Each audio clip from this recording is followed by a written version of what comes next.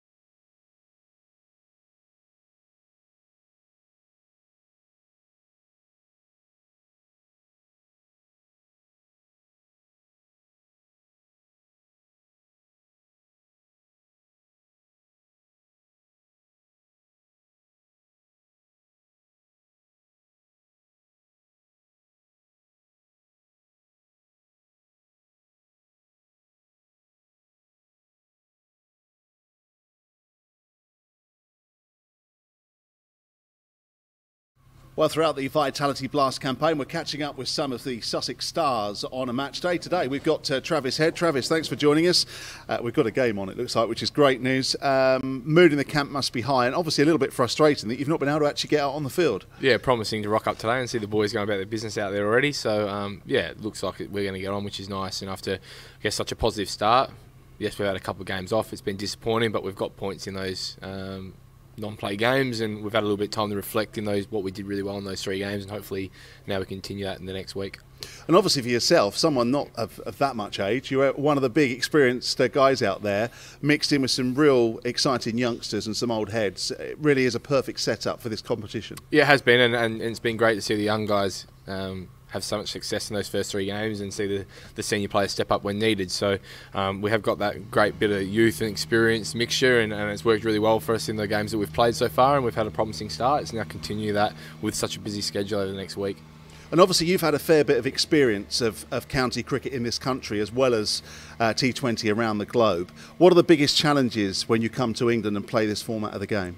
Yeah, obviously ground sizes are a touch smaller over here, so obviously we've seen some pretty high scores so far in the blast. So just once you get in, the wickets are a touch slower, and probably slower balls come a bit more into it. So you've got to pick your times to go, and when you do, it's a great place to play. The outfields are fast, the grounds are slightly smaller, and there's great value for runs as a batter. As a bowler, slightly more difficult. It's been nice. I've not needed a bowl or anything so far, which has been meaning we're going well.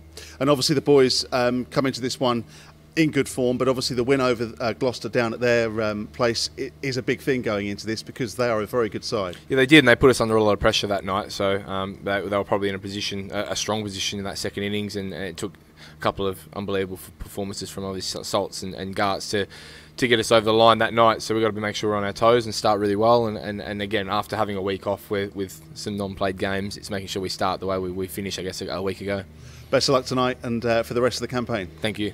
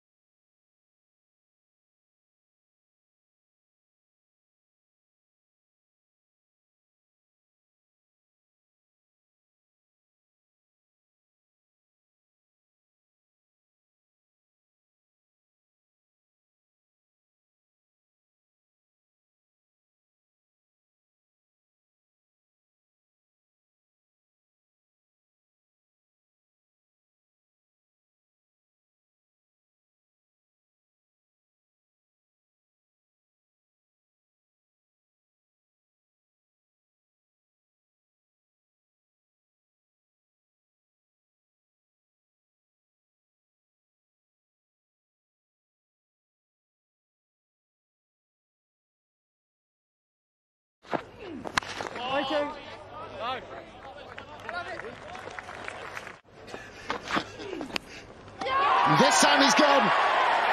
It's a different batsman, but the result is just what Sussex wanted, and they've earned it as well.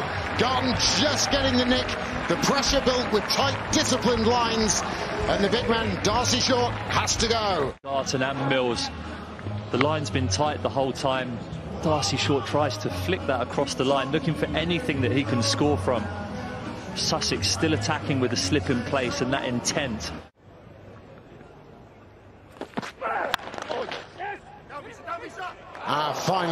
Finally, lovely looking punch drive from James Vince. Hammered away. Glorious from Vince, so strong through the covers, and usually that sound means boundaries.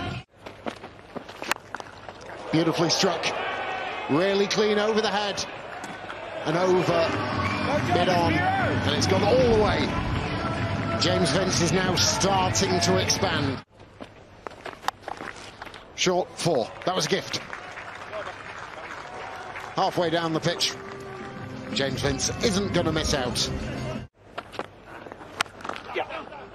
Slower ball, cut away. And there won't be any hauling that back. Scooped away, and it's a good shot. Controlled, picked the area. A decent score here. Drill down the ground. Oh, that's a gutsy dive. I don't know if the fielder was in contact with the boundary cushions. I think by the body language it looks as though he might have been. Yeah. Got him. And that's all they'll get. Will Veer, that's more like what we're used to seeing from the leg spinner. Hits the top of off stump, and that's a huge wicket for Sussex. Again, just not bouncing as much as Vince thought. Look at that, skidding straight through, and Vince is definitely not happy with himself there. Confident start. Got a wicket. He's got him. Oh, yes. Archie Lenham, from villain to hero. His first televised wicket, his second for the Sharks in the Vitality Blast. Welcome, young man. Hit very hard.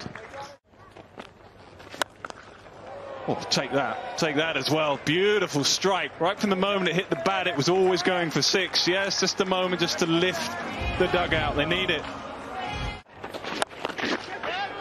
Oh, and out. Should be out. Yeah, simple catch. Garton is one of the best fielders in the domestic game. That's as simple as you like. He flighted a little bit to Lewis McManus. Got hit for 6 and 4 down the ground there, into the pitch. Hits the splice of Lewis McManus's bat, trying to boom it for 6 over mid-wicket. Hit hard, and not quite. It was, well, just about. We'll have to see it again with it. Well, we're going to have a look. Phil Salt is saying, yeah, I've got him. He's not quite sure. We're going to have a look upstairs.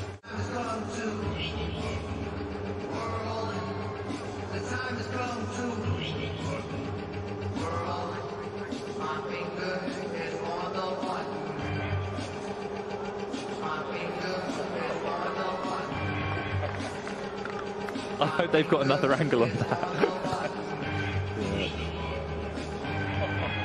Yeah, it has to be behind the line. I mean,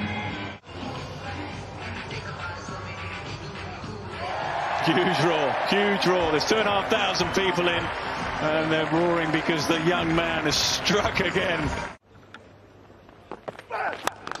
Oh, that's been absolutely launched. Welcome back to the attack, out of the ground. What a strike that is. Catch it! Oh, what a catch! Brilliant, Phil Salt. Wonderful athleticism. And that is the response that Mills wanted, and she isn't grateful. And then Mills took the handbrake off. Phil Salt diving away to his right. Lovely shot, lofted. Just rose with it. And it's gone high. Garton's underneath it. Could be a second, and is. Safe pair of hands. It's been an excellent over. It's been a brilliant spell. Oh, that's been hit nicely. That has found the middle of the bat. Maybe something to think about for Sussex's stand-in captain.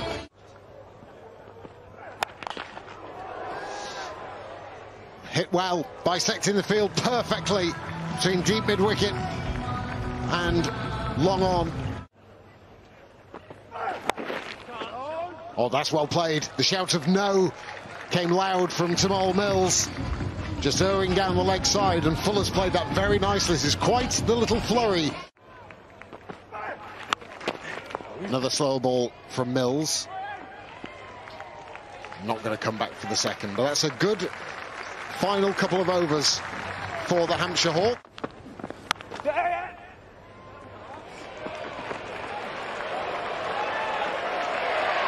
Beautifully timed. Bang!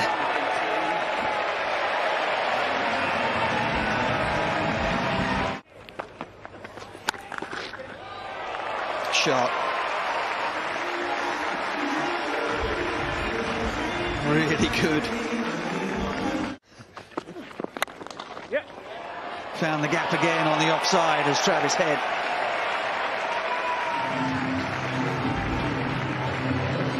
And Sussex are starting to motor. We'll just skip onto the bat. Oh, that's 4 more. Oh, it might have gone all the way. Oh, violent stuff from Travis Head. Look at it. Gone. Oh, he's got him. And Travis Head will not believe that he's picked out mid-off. A short ball.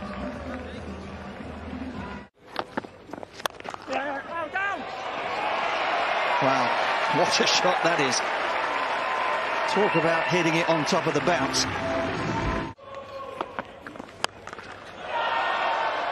Oh, boy. That's magnificent.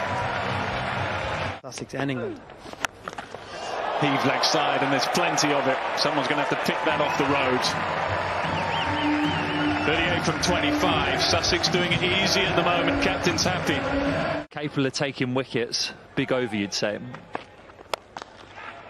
Treated in a dismissive fashion. Imperious shot. Now an opportunity here. No, just beyond the outstretched hands of Ulster. Oh, enormous. Stand there and admire it. Just set up beautifully for Ravi Bopara, and out of the ground it goes. 100 up. Incoming bomb from Ravi Bopara. Huge over deep square leg. Flick beautifully, shouts to catch. Nowhere near Darcy Short though. Again, it's the placement, which is so good from Bopara. Once more, a beautiful flow of the bat from Bopara. Well, he follows up yesterday's 77 not out with another half-century. Is an excellent touch. Is Phil Salt, 17th T20 50. The crowd appreciate. 4 more. Save your legs. A flick of the wrist. And away to the boundary it goes.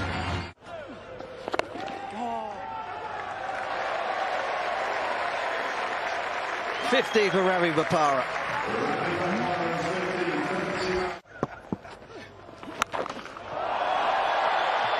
Oh, it's big. The ricochet, and it's ended up in the hands of one of the gleeful supporters up there in the pavilion. Batsmen have finished it.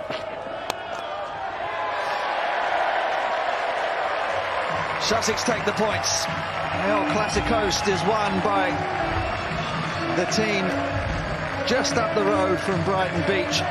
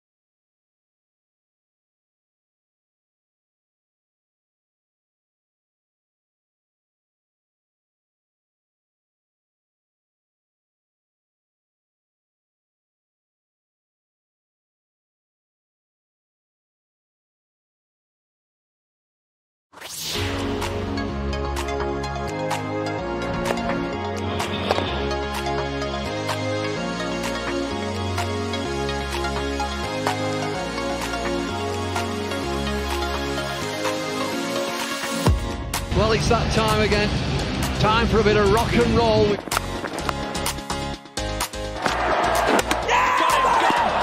wicket! Oh, have a look at that!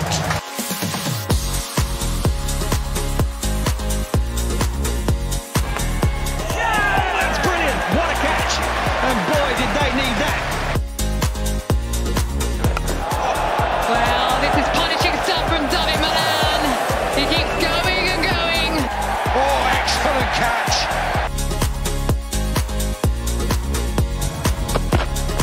Gone! What a delivery! That is an absolute beauty! That is magnificent! Got to be quick here. Oh, brilliant, world-class David Willey. Oh, he's gone again. He's gone again, this time straight. Running round. Oh, that's incredible. What a catch. Huge wicket. That could be the game right there. He's got him. It's 7. Unbelievable. Oh no! Would you believe it? It's the Notts Outlaws, 2020 champions. Brilliant performance.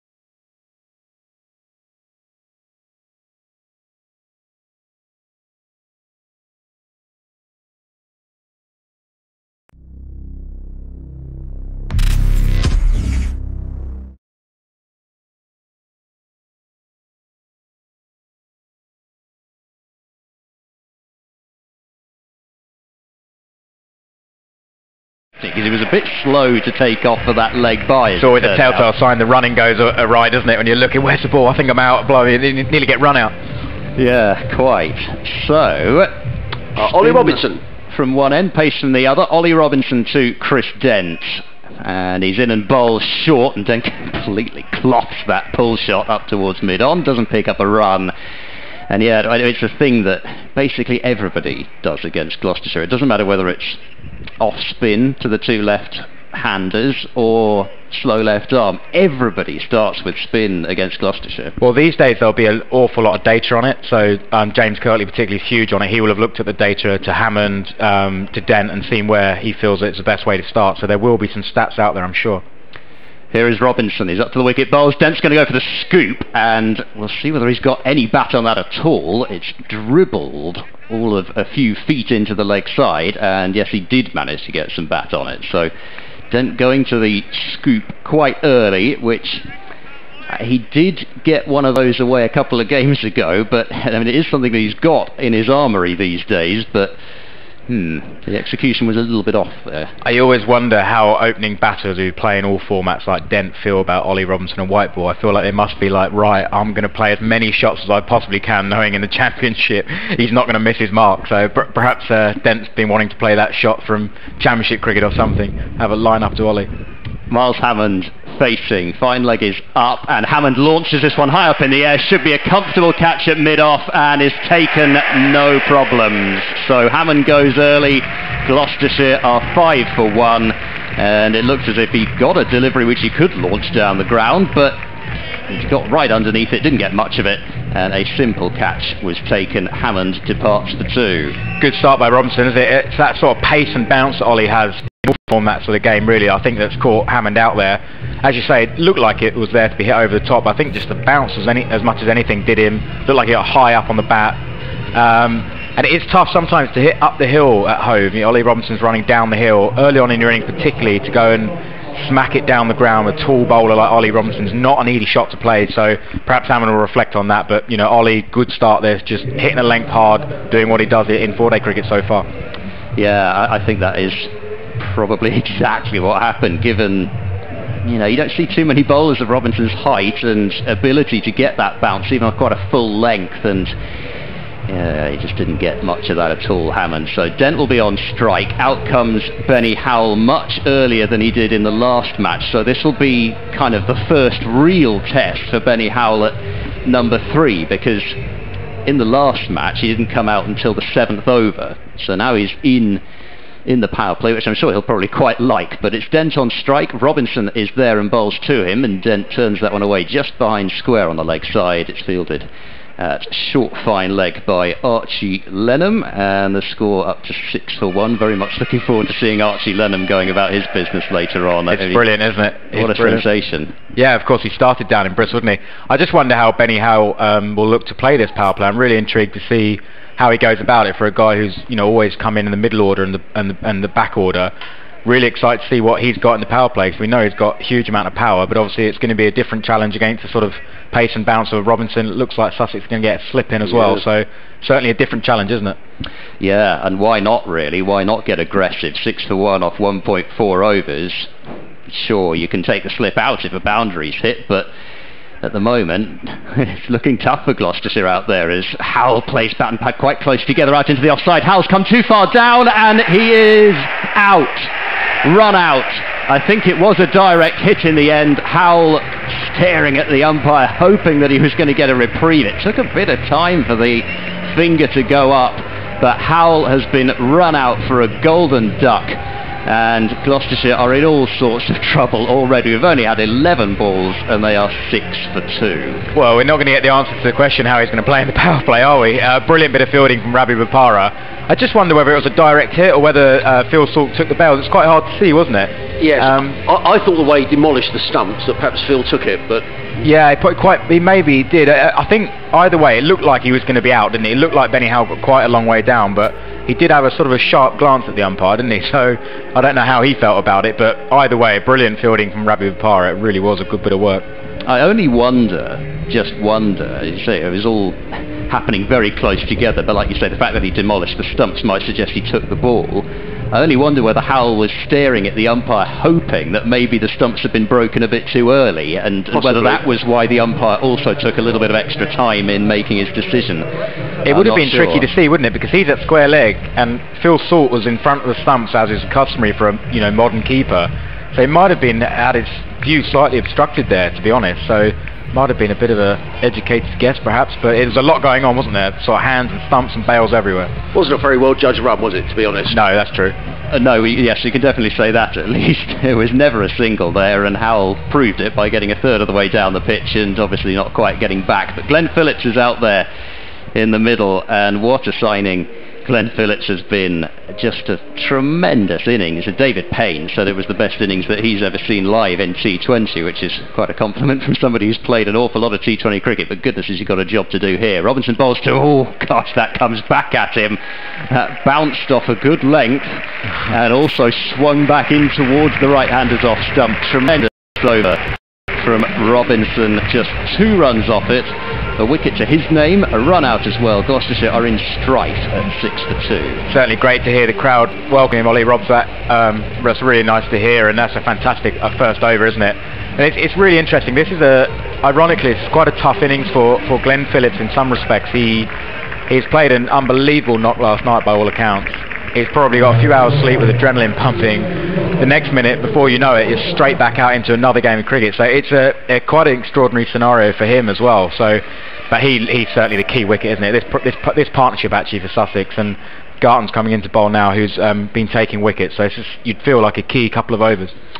So what a start for the Sharks. George Garton running in from the C end of the ground. Floodlights on, blue skies above, comes running in and bowls to the left-handed Dentu, just squirts that one down to third man, fielded all the way down in the distance by Tamel Mills, who gets in the throw. One more to the total, goes to 7 for 2. George Garton, he's made a great start to the T20, Ben, and wonderful to see him getting called up by England. Fantastic news, isn't it? Yeah, another Sussex player getting called up to play for England is really exciting. Brilliant news for the whole club, really.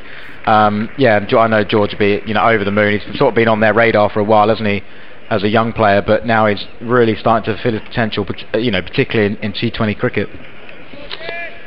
Now, where are his 2 fielders outside the circle? He's got a deep backward square, and he's got a third man as Garton runs away from us up the hill, comes into bowl to Phillips. Short, good delivery as well, and well played by Phillips. He was thinking about pulling it, but at the last minute just jerked his head back, walks the ball through to keeper Salt.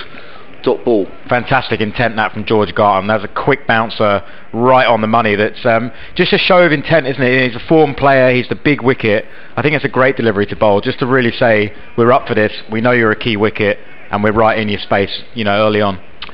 7 for 2 are Gloucestershire, as in comes Garton again, and bowls, and just managed to work that one to short fine leg, fielded by Tamel Mills, but just for a moment I thought he was in trouble there, Phillips, but he managed to get a single. The total goes to 8 for 2. Yeah, inside edge, wasn't it, onto pad. A really good follow-up ball from George. Quick bumper, and then to go length ball, looked like it swung back as well. So this is a really, really good start from George Garton again, who has consistently picked up wickets in the power play. Garton wanders down, just literally down in front of us. We're almost wicket to wicket here tonight at Hove, as Garton, number 15 on his back, runs away from us, comes into bowl to Chris Dent. He's in and bowls, and Dent plays that without timing to backward point, fielded there by Wilbeer. And again, there is no run. Terrific start from George Garton, just 2 runs conceded in this, the 3rd over. Sussex winning the toss and deciding to bowl first, a decision completely vindicated at the minute by the skipper Luke Wright, who's just fielding down below us at mid-off with that left hand still bandaged where he had the webbing injury before the competition started, but he's okay now, as in comes Garton and bowls, and then with a play and a miss outside the off stump taken by Salt, and again there is no run. This is terrific stuff. Really good, isn't it? Just seems no timing from the Gloucestershire players yet, does there? I don't know if there's just a little bit of stickiness about the wicket. Just looks like maybe they're a little bit early on the ball. But again, George Garton's got this white ball swinging, which is a really rare skill. We see it from David Willey for England, and we see it from George Garton at Hove. It's not an easy thing to do to get it swinging, and that just beat Chris Dent with a bit of late swing. And he's on his way again, running away from us. 8 for 2. Final ball of the 3rd over. He's in and bowls and cut away firmly. Parried by Rawlings, who's fielding a backward point, who looks at his hand. Let's hope he's okay. They're coming back for the 2nd run. Throw comes in. So it's 2 to Dent. He goes to 6. And at the end of the over, Gloucestershire are 10 for 2. Phillips on 1. Dent on 6. Where is Delray Rawlins? Is he okay? Yeah, I think he's okay. He's on the edge of the circle. Certainly 1-0 in football, isn't it? Just in the roof of the net.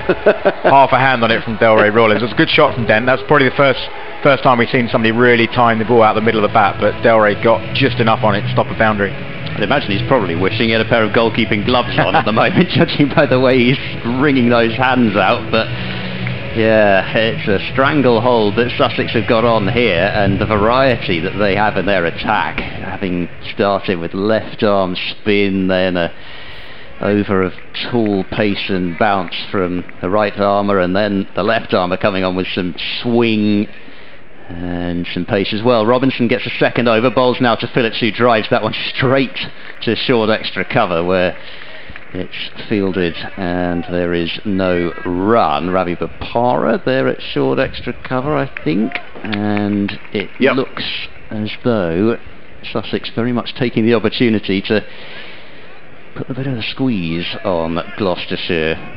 An aggressive move to bring that extra cover fielder up. They've still got deep square leg out, and third man, the two fielders, as Robinson bowls to Phillips, who drives down the ground, fielded at mid-off, and they will settle for a single. And how do you play this now? If you're Gloucestershire, do you reckon? Do you still think you've got to take some chances, you've got to get the scoreboard moving, or is it about consolidation? I think you have to, don't you? I think you know with Sussex batting line-up there's no point really getting a low score or fighting your way up to a score. I'd imagine probably Chris Dent's your man to take a risk now. I think looks like Glenn Phillips is quite happy to be respectful to the bowling, get himself in, so maybe Chris Dent will take a risk here. Robinson up to the wicket, bowls to Dent, pulled away through mid-wicket. It's not timed perfectly, but it's going to be 4. So Gloucestershire at last interest the boundary rope, and they get it across it. Dent into double figures, moves up to 10, 15 for 2. Intelligent shot that from Chris Dent. I think that's where he's almost used Ollie Robinson's bounce, to almost predict he's going to be back of the length and use it to play the pull shot to that short boundary, rather than perhaps like Hammond did, try and hit the bounce over the top. Use the bounce, sit back, sit off the ball and play the pull. So it was a good shot. 15 for 2. Robinson bowls to Dent, cut away, and third man is going to get across and manage even to make sure that it's just the single. Good work down at third man by George Garton. You don't get many twos out of George Garton. He's I'd say he's probably one of the best fielders in the world, to be honest. He'll have a chance to prove that if he gets to play international cricket, but certainly in domestic cricket he's an outstanding fielder. He's super quick, isn't he? Absolutely. He's absolutely rapid, strong arm, good catcher. He's a full package in the field, and in T20 cricket, I mean, you've got a guy who's batting 7, can bowl as quick as him and swing a white ball and then field like he can. There's no surprise he's called up. So Phillips back on strike, waiting, bat raised. Robinson bowls short and wide, and it's carved away just wide of third man by Phillips. Will just be the one once more though. So yeah, he got a ball that maybe you could have done something with there, Phillips, but he's up to 3 with 3 singles so far, and with 1 ball remaining in this over, been a slightly better one from Gloucestershire's perspective, but I want to finish it off well, and you can see some warm-ups going on. Just wonder if Dent's lining up that short leg side boundary as we look out on the leg side. I see Tamal Mills doing a few warm-ups. Last ball of the over, and Dent chips this one over the top of mid-wicket. In fact, he's more than chipped it. He's got it well over the infield. It almost plugged, and then it just makes it to the boundary rope. It hit the boundary rope and then stopped dead. That's how slowly it was travelling when it got there. But a good shot from Dent. Make sure he got it over the infield. Second boundary of the over after 4 overs. Gloucestershire are 21 for 2. Dent has 15 and Phillips has 3. Really good batting in that over from Chris Dent. I think he's shown all his class and experience in that over to find boundaries, rather than he's taken a couple of risks against Ollie Robb, but really calculated risks, both going to the short boundary, both using Ollie Robb's bounce rather than trying to sort of counter-attack the bounce. He's used it in his favour, so just a good little over there from Chris Dent, just to sort of change that momentum a little bit, just to start to wrestle it back towards Gloucester. Really smart batting. 21 for 2 are Gloucester. The 5th over to be bowled by George Garton from Mr. CN, coming to bowl to Glenn Phillips, who's 3 not out of 6 deliveries, and he's in left arm over the wicket, bowls full toss and hammered down the ground for shot.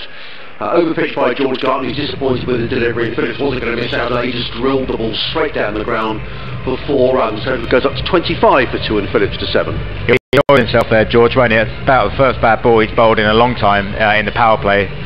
He'll be a little bit frustrated, but you've still got to put him away, and just looks a strong player, doesn't he?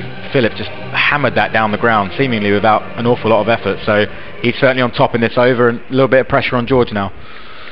Phillips on 7 off 7 deliveries. Garton on his way again, bowls and beats him outside the off stump. Play and a miss by Phillips. Rattles through to keeper Phil Salt, and there is no run. I just wonder what it does for a player's confidence as well, Ben, with someone like George Garton. You know, you do eventually get that call up and all that hard work you've done. Don't ask me. No, I think it will do. I think it's something he's strived for a long time. You know, like a lot of players, really, all of us, really. So I think to get that confirmation that you're doing the right things in England on your radar, I think is really exciting for him. Garton in again, bowls to Phillips, who drives in the air. Oh, that wasn't very far away from Travis Head, who's fielding there at mid-wicket. It was clipped away by Phillips. It was in the air, but it wasn't that far away from Head. The ball races away for 4 runs. You have to say he's got a boundary, so it's a decent shot, but it was in the air, almost a chance to mid-wicket. It looked as if it was going straight to Trav from our angle, didn't it? But to be honest, it is a good shot. Again, strong timing. It was a flick of the wrist and just seemed to whistle past Travis Head. So yeah, a little bit of pressure on George Garton. It's a difficult over to bowl. He's got the short boundary behind him and leg side. 29 for 2 are Gloucestershire in the 5th over, as in comes Garton over the wicket, bowls and covers up to Phillips. Just managed to nudge that one down to short fine leg, where it's fielded by Tamal Mills. Let's wait for the umpire signal. Yeah, definitely came off the bat, and I can see Phillips examining the top of his bat. One more to the total, 30 for 2. Phillips on 12, Dent on 15. Gloucestershire looking to recover from losing those 2 early wickets. They've done well, actually, haven't they? Just the last sort of couple of overs, how quickly the T20 game can change. Just look up to a more normal score now.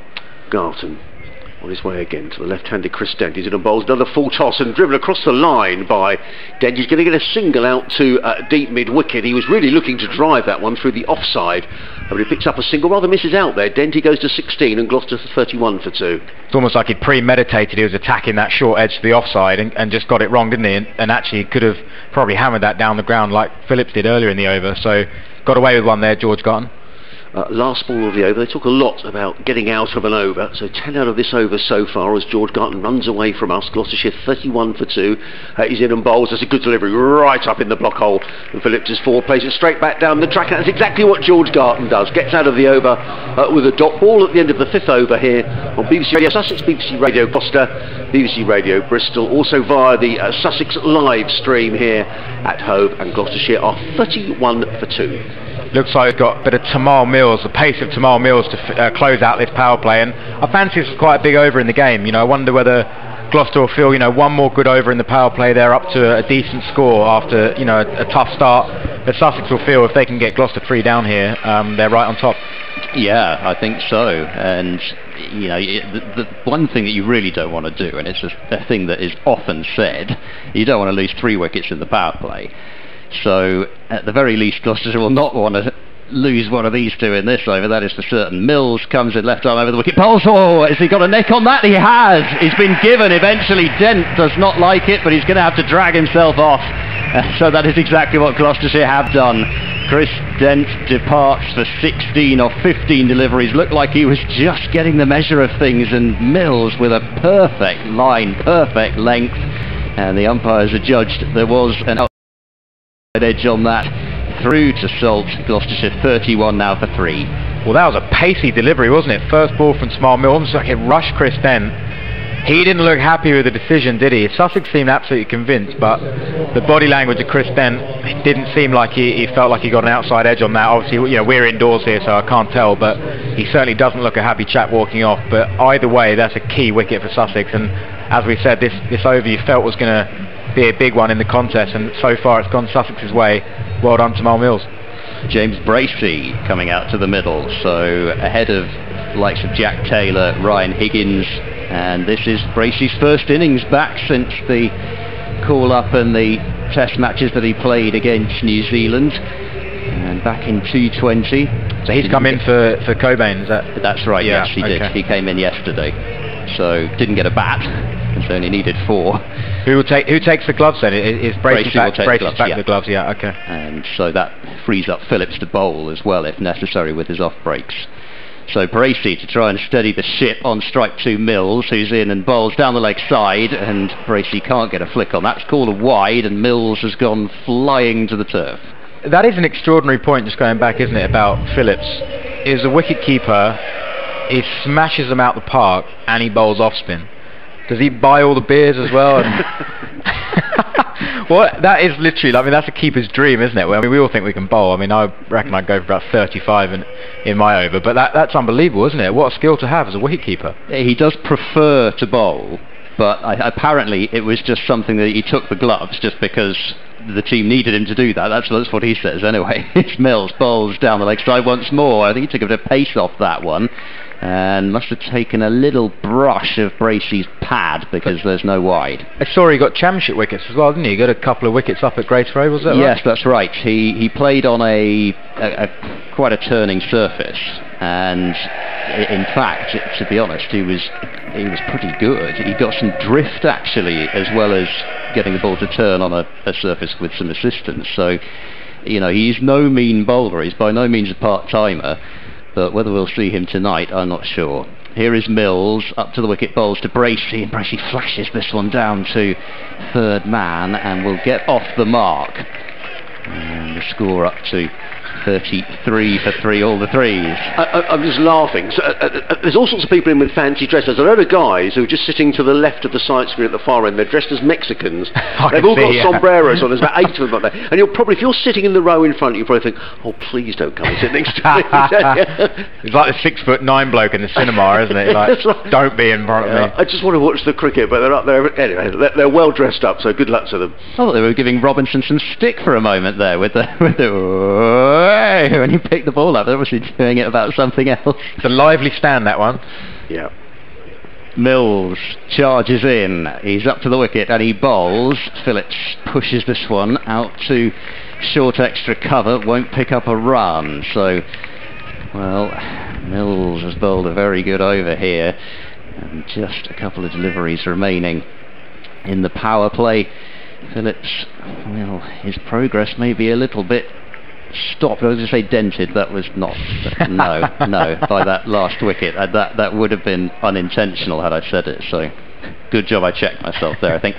But yeah, he's got to really knuckle down, and he's got to be the one that plays the big innings, you feel. Down the leg side, he's come for an extravagant flick over short fine leg as Phillips and misses it, so it's another wide. Gloucestershire will take anything they can get at this stage. There are some numbers kicking around about power plays, and I think 3 wickets in the power play. I'm not sure exactly. I think it's sort of 70% sort of loss rate, you know, if you lose 3 in the power play, which of course is only numbers, but you know, I do know a lot of teams talk about that sort of number. You sort of take a risk for 2 and then try and play through, but you never know in modern T20. No, you certainly do. I think it's probably something that's changing a little bit. Mills is there and bowls. Oh, that one gets up on Phillips and he jabs it away behind point. It was in the air for quite some time. Goodness, what a throw that is from Delray Rawlins, diving backwards, flinging it completely off balance, and as he was falling to the ground. It's a single, would only have been a single anyway. 35 for 3, Phillips up to 13. I think it's a good point you make actually about that stat changing, because teams now are batting deeper and deeper, aren't they? In all formats, really. You know, bowlers are getting so much better. So I do think you're right. I think that will change, and teams will probably take more risks and say, actually, we can afford to lose 3 or 4, knowing we've got the batting down the order. And of course, we saw it in the reverse fixture as well. Exactly, yeah. Mills to Bracey, last ball of the power play. It's flicked away in the air. This is going to be a comfortable catch, and it's taken. So Gloucestershire have not only lost 3, they've lost 4. Bracey off the shoulder of the bat, chipping it straight to mid-wicket. Gloucestershire are 35 for 4. Not only have they lost 4 wickets, they've gone at below a run of ball in the power play. Things are looking pretty glum at the moment for Gloucestershire. They are. It's a brilliant over from Smile Mills, though, isn't it? We spoke about it before the over. It was a big over. It felt like a big over. Which way was it going to go? If it had gone for 10 for no loss, I think probably sitting really happy. But that's a skill that Smile Mills has. Wicket-taking ability throughout this bowling attack is outstanding. Mills' pace and bounce, you know, the slower ball, everything about him looks like he's going to get wickets, and he's just done the trick for Sussex there. That's two massive wickets. And I think further evidence the ball's just sticking in this surface a little bit. Bracey was early on that, wasn't he, and just popped it up to mid-wicket. Yeah, I mean, that's certainly what I was thinking in terms of what we've seen so far, and you'd think that especially the likes of Phillips would have his feet very much underneath him, having got plenty of runs, plenty of confidence, and even he seems to be struggling with the nature of the surface at the moment. You have to feel for Bracey as well. He's had a tough couple of weeks, hasn't he? He comes straight back into a T20 game. You've been playing Test match cricket. It would have been emotional for him in many ways. So I do feel for him. It's not an easy gig just to come out and play T20 straight away. So it's Ravi Bopara who's going to pick up the Sussex attack from this the end of the ground. Bowls to Glenn Phillips, who works that one away on the leg side. Picks up a single to Travis Head, who comes racing in from the long on boundary to field. Phillips goes to 14, Gloucestershire to 36 for 4. Here on BBC Radio Sussex, BBC Radio Gloucester and Bristol, also via the Sussex live stream. The commentary team, myself, Adrian Harms, alongside Ed Seaborn and Ben Brown, the Sussex club skipper. Delighted to welcome Ben to the commentary box. A lovely evening for watching cricket. Lovely blue sky, plenty of people enjoying a beer or two, or probably 3 or 4 actually, around the ground. Our friends... Well, he had 6 overs, Adrian. Yeah, the friends at the end of Brev and Tequila, I expect. As in comes Bopara bowls, and Taylor just plays that quietly to mid-wicket, fielded by Rawlins. There is no run. So Sussex on top, but Jack Taylor could be a dangerous customer though, Ben. Oh yes, he can. We know that at Sussex. He absolutely murdered us at Arundel in a 50-over game a few years ago, and he's a really dangerous player. Huge high backlift, and he can hit the ball an awfully long way. Bopara runs away from us, number 23 on the back of his blue shirt. He's in and bowls, and Taylor strikes that firmly into the covers, fielded there by the skipper Luke Wright. There is no run. It was timed nicely. Right, that's a natter away there to David Visa. Got a lot of bowling options, hasn't he? I was just thinking. Tonight. So I was just thinking that. I saw Ravi come on a bowl and think he could have been one of 3 or 4 people that could have bowled this over. Bopara again. On his way to bowl to Taylor, who's yet to score, comes in and bowls, and Taylor works that one down too long on. He opened his account, fielded there by Travis Head, and 1 to Taylor, 37 for 4. I mean, actually looking around, pretty much everyone could bowl. I mean, probably apart from the skipper, but you know, he just doesn't bowl anymore. But he's got so many options here. Neither of the spinners have bowled yet, in Lenham or Wilbeer. Bopara on his way again, 37 for 4 in the 7th over.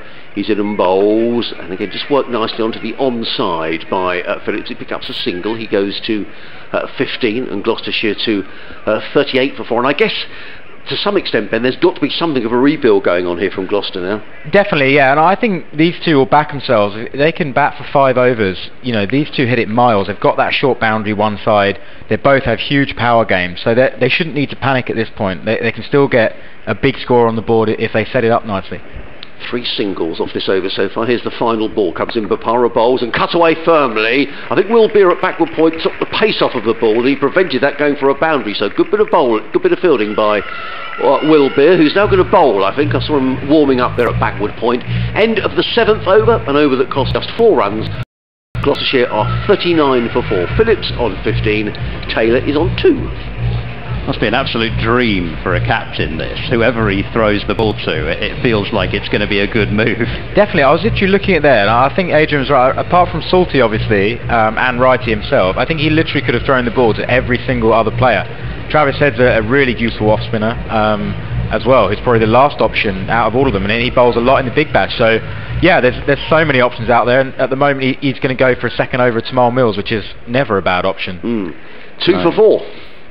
And he's certainly got the ball up there in terms of pace in his first over. Jack Taylor on strike. I wonder if he's going to dig it in short to Jack Taylor, because that has tended to be the book on Jack Taylor from opposition teams. Here is Mills, bowls. Nope, this is a full length delivery outside the off stump, and Jack Taylor shoulders arms. You know, things aren't going too well when you see a leave in the 8th over. I think it's one of the things with his technique. He's so strong with a high backlift and that full ball. All of his weight goes through the ball. It's a good stride in. There always has to be a sacrifice in everybody's game somewhere. So I think if you can get that high bumper into the gloves, that's probably where he's not as strong. But it's not an exact science, because I've seen him put those out the ground as well. But that certainly probably be the plan to Jack, be a little bit more waist high bowling. So here is Mills off his long run. He is up to the wicket and bowls to Taylor, who's he's jumping a bit at that one, and I could see quite a lot of those stumps from this angle. I think he was expecting it to be back of a length, wasn't it? And actually, Millsy threw it up a bit fuller, and it looked like he caught him out. I think he was probably expecting that to be sort of more back of a length into the ribs, as we spoke about, but probably a bit of a double bluff from Tamal Mills. Yeah, he was certainly hanging back there, was Jack Taylor. And you know, sights have kind of changed for Gloucestershire here, really. They've just got to, like you've said, they've got to get through a few overs. They've got to bat for, you know, at least 3 or 4 overs here, and they shouldn't have to worry too much about the run rate almost at this point. Taylor backs away, cuts, and gets it past backward point. There's going to be a dive at third man, and it's not going to bring it in. So Lenham, the fielder on the boundary. Should that have been stopped at backward point? No, he should have done that. Will Beer actually did a brilliant stop off Ravi Bapara in over, and in sort of a similar way, and that to his left, he's just missed it there, which is probably the first bit of sloppy work from Sussex, really, to get Jack Taylor a boundary, who in white ball cricket we call it giving himself room, in red ball cricket we call it backing away. So you can decide which one it was, but it was a good shot in the end. He timed it nicely past backward point. Yes, you noticed my nomenclature there. He picks up a boundary to move to 6. Gloucestershire 43 for 4 as Mills is in once more and bowls to Jack Taylor, who gives himself some room and cuts Exactly. away out to deep cover. We'll just pick up a single. Phillips thought about a second, but certainly not on there. It's now all the 4s, 44 for 4. It's one of those periods of T20 cricket which now I think challenges a lot of players, because everybody is so good at striking.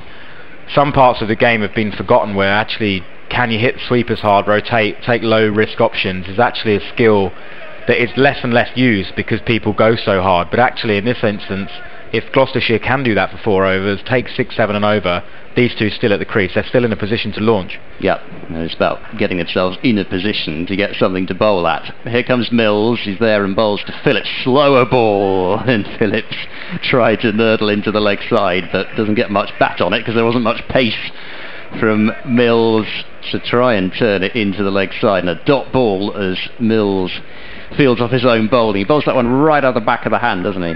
Such a difficult ball to pick because the seam often comes out dead upright as well, like his quicker ball. So, and especially when you're not looking at a ball that's coming at 85 miles an hour down to 75. You know, it's 90 mile an hour down to sort of 65. It's incredibly skillful and very difficult to pick out the hand.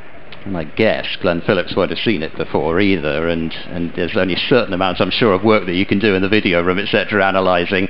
Phillips once more tries to turn leg side but can't beat the bowler, so another tremendous over from Tamal Mills. Yes, there was a boundary in it, but probably shouldn't have been a boundary, and he's bowled 4 dots out of the balls, just the single and that boundary thanks to a misfield. 44 for 4 Gloucestershire after 8 overs. Phillips has 15 to his name. Jack Taylor has got 7. Really good over that from Tamal Mills again, actually. Really, really well bowled. And I often hear people say, why don't you set for the slower ball? He bowls a lot of slower balls.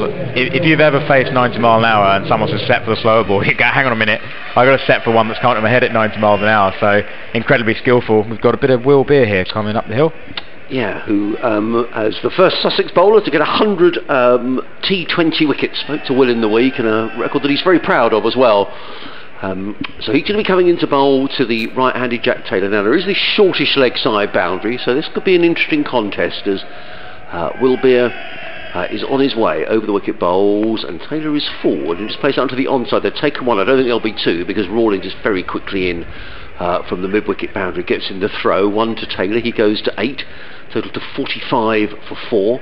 This over's certainly an invitation, isn't it, to Gloucestershire? You know, Will Beer up the hill with that short leg side boundary. It's sort of, I think it's good Beer captaincy. Luke Wright saying you can make the play if you want to. You know, you've got the spinner on, short leg side boundary. If you're brave enough 4 down, you can go for it. So Phillips is surveying that boundary. He's made 15 or 17 deliveries. And Will Beer is on his way, bowling his leg spin bowls and cut away by Phillips. That's a good shot. Through third man, Archie Lenham in his hot pursuit. I'm not sure he's going to get there. Yes, he does get there. He gets a great round of applause as well. Well done, young man. And he keeps it to 3 runs. The throw comes in. Phil Salt collects. It was a good shot, wasn't it? Really skillful to get the ball in. Quite a tight gap there. And, you know, Will Beer didn't give him a lot of pace to work with. So that's a really, really good shot. And he was unlucky not to get a boundary. There's sort of a short third man and a backward point. Lenham is at that short third man position. Ravi Bapara at a backward point. Beer again. Total goes to 48 for 4. Comes in and bowls and cut away by Taylor, but this time straight to Papara, and there is no run. Will Beer was telling us in the week when we were speaking to him, Ben, that he's had his opportunities limited a little by the fact that Danny Briggs has been here and Rashid Khan when he's been available. So really keen to take his opportunity this season is Will Beer. So 100 T20 cricket wickets, comes in and bowls and just worked down the ground by Taylor down to long on as Travis Head comes and fields. He's been a very reliable deputy to those guys, hasn't he? I always think it's difficult to come in on one-offs here and there, quarter-finals. He's always done so well, so I'm really pleased for him that he's got that opportunity to really make it his own this year. He's on his way again, bowls, and Phillips just works that one again down to long on, and again it's Head who comes in at field, just a single. So what have we got? 6 off the over so far, 3 singles and a 3. 50 for 4 are Gloucestershire. And we've one more ball to go of this, the 9th over. Beer tosses the ball from hand to hand, just makes a slight adjustment, just wants Luke Wright to go a little deeper at extra cover, and comes in with this very straight approach to the wicket. He's in and bowls, and short, pulled away by Taylor onto the leg side. It's only going to be a single though, fielded at deep backward square by, who's that out there? Is it David Visa? A very trim David. It's the end of the over, the end of the 9th over, and Gloucestershire are 51 for 4 with Phillips on 19, Taylor is on 10. Actually, a lot of the Sussex lads are looking pretty trim this season. I thought Ollie Robinson looks like he's been doing a few laps of the field, so does David Visa, so I don't know what the strength and conditioning coach has been up to, a bit of extra training or... The ECB had Ollie Rob running about 85 2K trials before he played his first test match. No wonder he's looking trim. Well, he looks in great shape, I have to say. No, the boys worked really hard over the winter. We have a great medical team. I think we give them a shout out. They're fantastic. Our injury record, touch wood, over the last few years has been really, really impressive. So, yeah, long may that continue, and the guys work hard.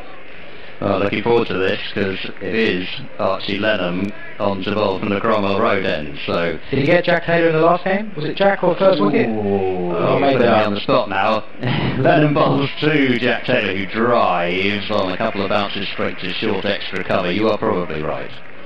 We'll double check that. I'll do it during the over.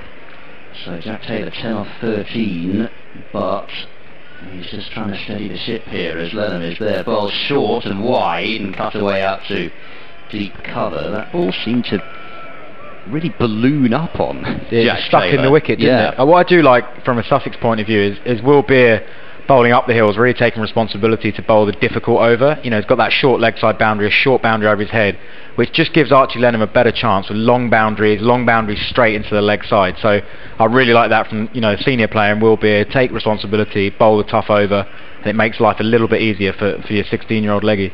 So single for Taylor to move him up to 11. Lenham bowls full, driven hard by Phillips, beats short extra cover, but such are the angles that, oh no, they are going to get 2, possibly tight 2. But Taylor makes it into the non-striker's end. A slight fumble down at long off, allowing them to turn it back for the second run. 54 for 4. Taylor caught Rawlins, bowled Lenham at 21. Well done, Skip. There you are. Yeah, you've obviously been making notes. Student of the game. Yeah, you are a student of the game. I'm impressed. Here is Lenham bowls to Phillips, flighted, and Phillips drives that one out to deep cover. We'll pick up another single. 55 for 4. I've got an excuse because I wasn't at that game. So. I haven't got an excuse because I was.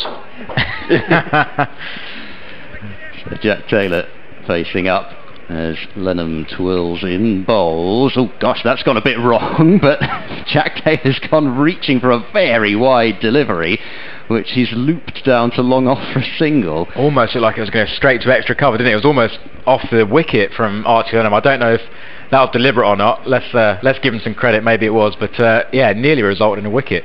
I thought he was going to find a way to get out to a delivery, like you say, that was close to being off the pitch. 56 for 4, last ball of the 10th, right up in the block hole and turned away down to long on. Phillips just jogs the single nose, but there is nothing more available. So yet another tight over. Another over goes by without Gloucestershire finding the boundary, and it has been unquestionably Sussex's first 10. 57 for 4, Phillips 23 from 22 deliveries, and he's just not really had the to show the kind of firepower that we saw last night, but he's still there, and that's the most important thing for Gloucestershire, and Jack Taylor trying to give him company on 12. Absolutely, and I think Sussex won't feel at ease whilst these two are at the crease, so as much as they're, Sussex are in the driving seat, with players of this sort of power and this sort of destructive ability, Sussex will still be on edge, until they get this partnership broken. I think it'll still feel tricky. Delray Rawlings is back into the attack. His opening over just cost the 3 runs. He comes and bowls his left arm spin around the wicket and just worked down the ground by Phillips. He goes to 24 on Gloucestershire to 58 for 4. If you've just joined us, a very warm welcome to our coverage on BBC Radio Sussex, BBC Radio Gloucester, BBC Radio Bristol, also via the live Sussex stream. As in comes Rawlings around the wicket bowl, short. That was a very odd shot by... He almost flat-batted that to cover, and there's no run. It looked like sort of third 11 stuff on a Sunday, didn't it? It was like the shot I might play, Ben. On a good day. In comes Rawlings, bowls. Oh, that's wide outside the offside. That's definitely a wide. Taken by Salt. And there is no run. Just trying to hide it from that short boundary, I fancy, Delray, with his line being quite wide, but just got it too wide. Rawlings in again, bowls, and cut away by... Taylor out to the sweeper on the cover boundary, who's George Garton, who emerges from the shadows, throws on the bounce to Phil Salt. One more to the total, 60 for 4. Taylor to 13. Just building, isn't it? Just wonder when one of these two is going to break loose and sort of take the ownership in this partnership. Really fascinating contest at the moment. Happy to knock singles. How long they'll hold their nerve doing that, it'll be really interesting to see. They've added 25 so far for this wicket, as Rawlings again wide outside the off and driven by Phillips straight to Luke Wright. Short extra, perhaps a little lucky to get away with that, Delray. I think it might be a deliberate plan though. Wrighty's quite deep there. He's trying to keep it away from that sort of slog sweep, if you like. Rawlings in again, bowls and driven. Now this is going to be a sharp single. Luke Wright is on it in a flash. Throw comes in, but in the end Taylor responded to the call. And Phillips goes through for a single. He goes to 25 of 25 deliveries, 61 for 4. Extra cover, just a little bit deeper there, Luke Wright allowing the single, but I think that's sort of part of the plan of Delray, sort of bowling a little bit wider, trying to keep himself from getting hit to that short edge, almost preempting a Gloucestershire counter-attack, if you like, with a short boundary. So I think it's pretty smart bowling. Jack Taylor just needing a new bat here. Just made a signal to the dressing room a couple of balls ago. So okay, bringing out the launch bat, the second 10 over bat. Maybe. He's had enough. Other games going on in the South Group tonight, just to rattle through them. Somerset 157 for 8 in 18.3 overs against Hampshire down at Taunton. Middlesex 157 for 6 off 18.3 overs against Surrey at the Oval. Kent 107 for 4 at Chelmsford against Essex. Essex have just won a couple of games actually, having looked to be completely out of it in this group. Kent second in the group, Gloucester top. Sussex the only unbeaten side in the country in T20 cricket so far this season. Taylor's got his new bat, and Rawlings is coming into bowl. 61 for 4. He's in and bowls, and Taylor just plays that quietly onto the onside. There won't be a second because Rawlings is herring back from his bowling position. A little flick throw, just a single to Taylor. He goes to 14. Is that the end of the over? Yes, it is the end of the over. So 6-4 on Gloucestershire, Phillips on 25, Taylor is on 14, and there are 9 overs remaining. He's great to watch in the field, isn't he, Delray Rawlings, and always a feature of a Sussex white ball game. Always enjoy watching him, and of course Chris Jordan when he's playing. They are both tremendous out there. Be Lennon to continue as Jack Taylor recarves his mark, and still pretty much similar field. Extra cover is quite close as the delivery is cut away through point, and they will just pick up a single. That is all, as Ravi Bopara moves across from the deep cover boundary. Fielded well tonight, Sussex, so far. It's another good bit of work from Ravi Bopara, saving 2, and just fancy it, quite a heavy outfield, as we've been able to sort of stop a few twos, the ball sticking in that outfield, which again won't help that scoring rate for Gloucester at the moment. It's been really, really wet down here for the whole week, really. No, and when the spinners drop short, it really seems to be quite difficult. Oh, that's not difficult because that's a high full toss, and Glenn Phillips has put it out of the ground. Goodness me, what a hit that was. It's a massive hit. That is a massive hit. It's hit that to the longer side. It's gone straight over the members' pavilion and hopefully not bounced in the car park. That might be in Wilbury Gardens. There's a few nice houses, a few gardens over the back there. That may well be in those. That was a massive hit. Well, it can't have gone through your windscreen, Ben, because you're on a scooter. Actually, I don't know if you saw, there was a clip on the BBC website this week of a club game where a guy hit the ball and it went through. Did it go through the chairman's window? Or? It was his own window. Was it his own car? Yes, it was the guy who hit its own car. Yeah. And I think I'm right in saying that Kevin O'Brien once did that when he was playing. That was quite recent, wasn't it? Yeah, it was only a year or so ago, and I can't remember whether he was playing for Ireland or whether it was a Irish domestic game or not, but I'm sure Kevin O'Brien hit it through his own windscreen at some point, so we're definitely going to need a new ball, because the ball has disappeared out, as you say, into somebody's garden. They're not getting that one back. This used to be Brenda's job, our biggest supporter over there, and the members, but I think the COVID rules might not allow her to bring the new cricket balls out to the umpires. I think you're right. What does interesting here, Ben, because we have to remember he's only 16, Archie Lenham. It wasn't a great delivery, it's gone for 6, but interesting, Luke Wright is straight up with him, chatting away to him. Bit of reassurance. I think so, and I think normally in these scenarios, just try to remind them, the bowler, to do the basics, especially the young bowler. Just stick to your basics, stick to your process, don't panic, and just try to keep him calm, because he's 16 years old, and that's, it's probably as bad a ball as we've seen in bowl, isn't it, in T20 cricket. And sometimes you can get hit for 6 and then you can get hit like that. That has gone absolutely miles. So this is a real challenge for him now to try and get this next ball out the hand as he would like. Don't sort of drag another one down or another full toss. So big test of Archie's character here so far. He's stood up to them really well. So this is a big ball, you feel, to try and get himself back into this over.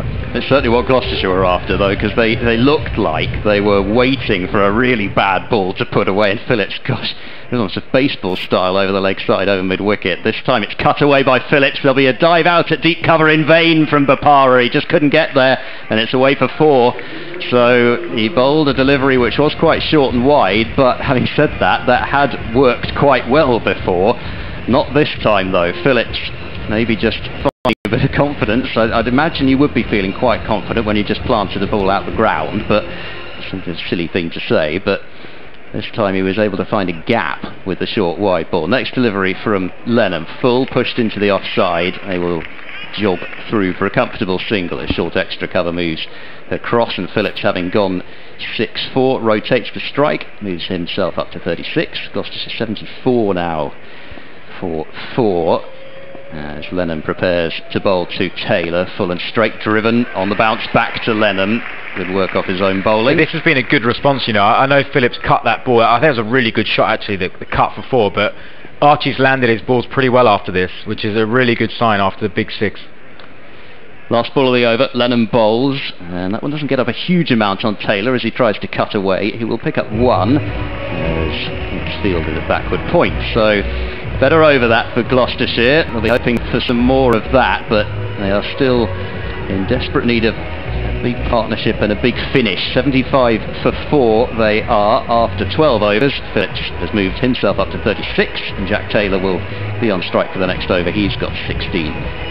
Phillips just looks poised now, though, doesn't he? 36, he's up above a run of ball. He's started to be getting the pace of the pitch, the pace of the surface. Just looks like he's sort of ticking now, and his wicket just becomes so crucial now.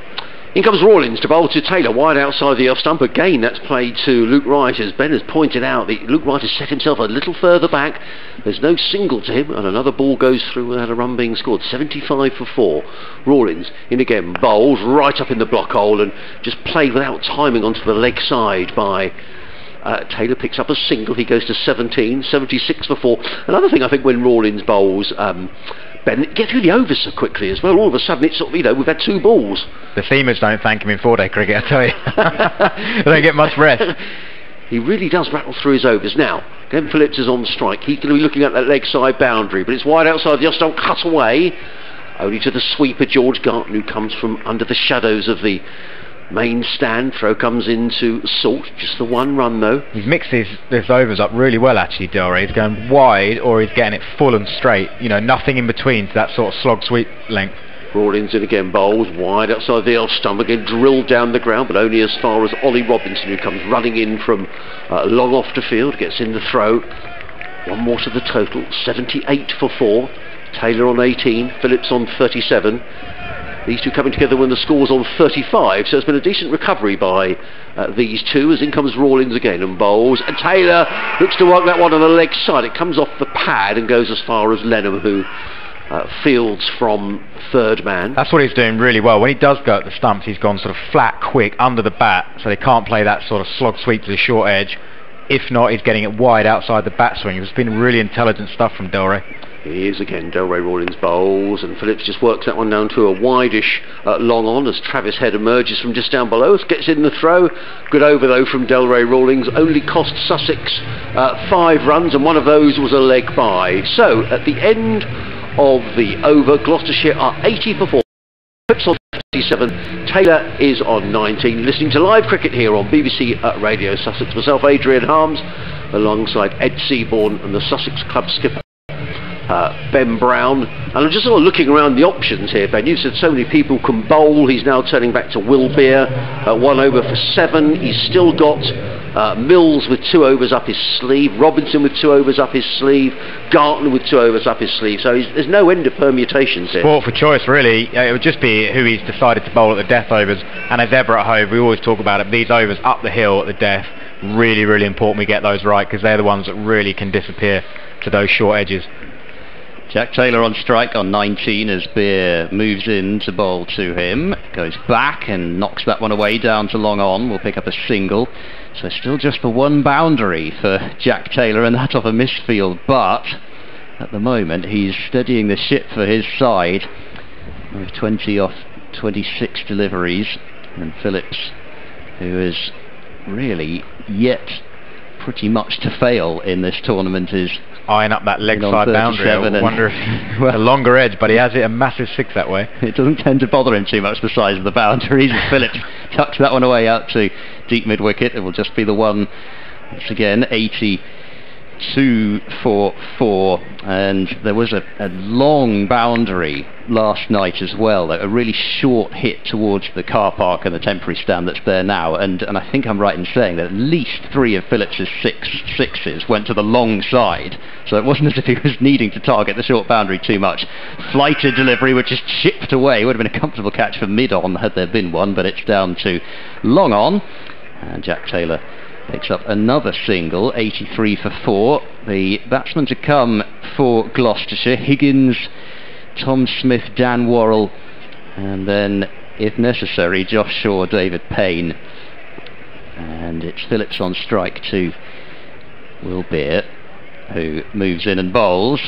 And Phillips wristily trying to work that one away into the offside. He's got it as far as extra cover. We'll pick up another one. 84 for 4. You fancy from Gloucester's point of view, don't you? It's these two and Higgins really have that real power game. They're the ones that can really propel this score to something really threatening to Sussex. So you just feel like these next 2 or 3 partnerships are so important.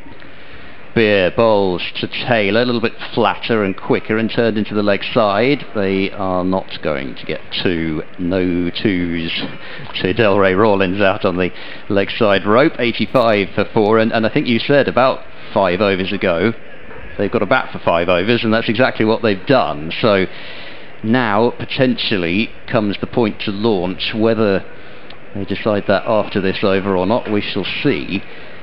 But still not a really concerted effort to go yet, as Beer bowls to Phillips, and once more content just to rock back and work down to long on for 1 and keep the strike. 86 for 4, Phillips 40, Taylor 22, and it feels as though they're still waiting for that bad ball.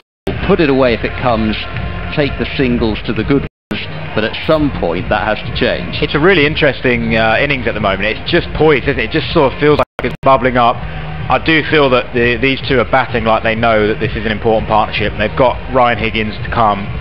After that, Smudge is more of a... Tom Smith's more of a hit sweepers, a clever player. Probably doesn't have the power game that these two have. So I think they sort of know how important these next few overs are, with Ryan Higgins as well to come. And it looks like they're playing that way. So the 50 partnership between these two came in that over. It's Delray Rawlins, figures of 3 overs, 0 for 12. Terrific figures from the Sussex left arm spinner. He's coming around the wicket, comes into bowl to Phillips, who plays from the crease. A ball well pitched up, and he just plays it without timing into the offside. Fielded again by Luke Wright at that deepish extra cover. Again there is no run. Phillips scratches away at his crease and waits again. Rawlins is on his way, and Phillips clips this one away. That's a nice shot. He's got that past Tamel Mills at shortish fine leg. Is it going to race all the way to the boundary for 4? Yes, it does. Just raced away across the outfield, which is quite slow tonight, as Ben was saying. There's been so much rain. But a boundary for Phillips. He goes to 44 and the total to 90 for 4. Just got his line ever so slightly wrong there from Delray. The thinking was right, you know, firing that Yorker again, that sort of middle leg stump, just got it slightly too far on the leg side, and Phillips just looks in that kind of form. As soon as we've missed, or as soon as the ball's a half a bad ball, it's gone for a kind of a low maintenance boundary, if you like, and the timing's there at the moment, isn't it? 44 off 35 balls as Rawlins is in bowls, and how good bit of fielding, terrific bit of fielding by Rawlins. Off his own bowling, it was drilled down the offside, and Rawlins so quick across. Brilliant start, one-handed, wasn't it? That's outstanding fielding. And a dot ball from a good shot, 90 for 4. Phillips on 44, and that's right down. Oh, that's gone a long, long way. That's gone over our commentary box and into the flats behind us. Well, wow. One step down the wicket, and that was no more than like a short-arm jab, really. And they've all sailed over the commentary box. He goes to 50, super innings from Phillips, and he's really held it together for Gloucester, who are now 96 for 4. One incredible shot that was. It just looked effortless, didn't it? He just flicked Delray over the media centre for 6. A massive hit, and a fantastic innings. I said earlier it would be a tough innings for him coming off that incredible 90. And he's done absolutely the right thing. He's played it completely different innings. He's reassessed conditions. He said, actually, this isn't the conditions where I can just tee off from ball 1. He's knocked it around. He's got used to the surface. And all of a sudden, in a blink of an eye, he's got 50 off 37 balls. The strike rate's healthy. And suddenly he looks poised to really launch at the death. It's a really impressive knock. Every time he's hit a 6, I've noticed he's turning around and having a chat to Phil Salt as well, because Salty hits a long ball, doesn't he? So I say Phil Salt, well, he might have said good shot, I don't know. Anyway, in comes Rawlins, bowls, and cut away. Good response from Rawlins. To cut that one back, good a square, taken by Salt, no run. It's a difficult over for Delray to bowl, actually. He's bowled a few in a row from this bottom end. That's never easy to do when you don't get a wicket. One more ball to go in this for 15th over bowls. Wide of the stump, cut away. That's a good shot by Phillips again. And again, he's found that gap between short third man and backward point. The ball whistles away for 4 runs. So good over for Gloucestershire. And it's for 100 up, 100 for 4. Phillips on 54 off 39 deliveries. Jack Taylor on 22 off 28. And there are 5 overs remaining. I can be captain hindsight today because I'm sat here. But perhaps with all the options we've got, maybe, you know, looking back, we may have just gone to somebody else there. Done such a good job. It's always so tempting as a captain because he's done a good job, but maybe you feel actually with all the variation in the attack it might have been an option to mix it up there, but as I say, easy to say that when a couple have gone, you know, for 4 and 6.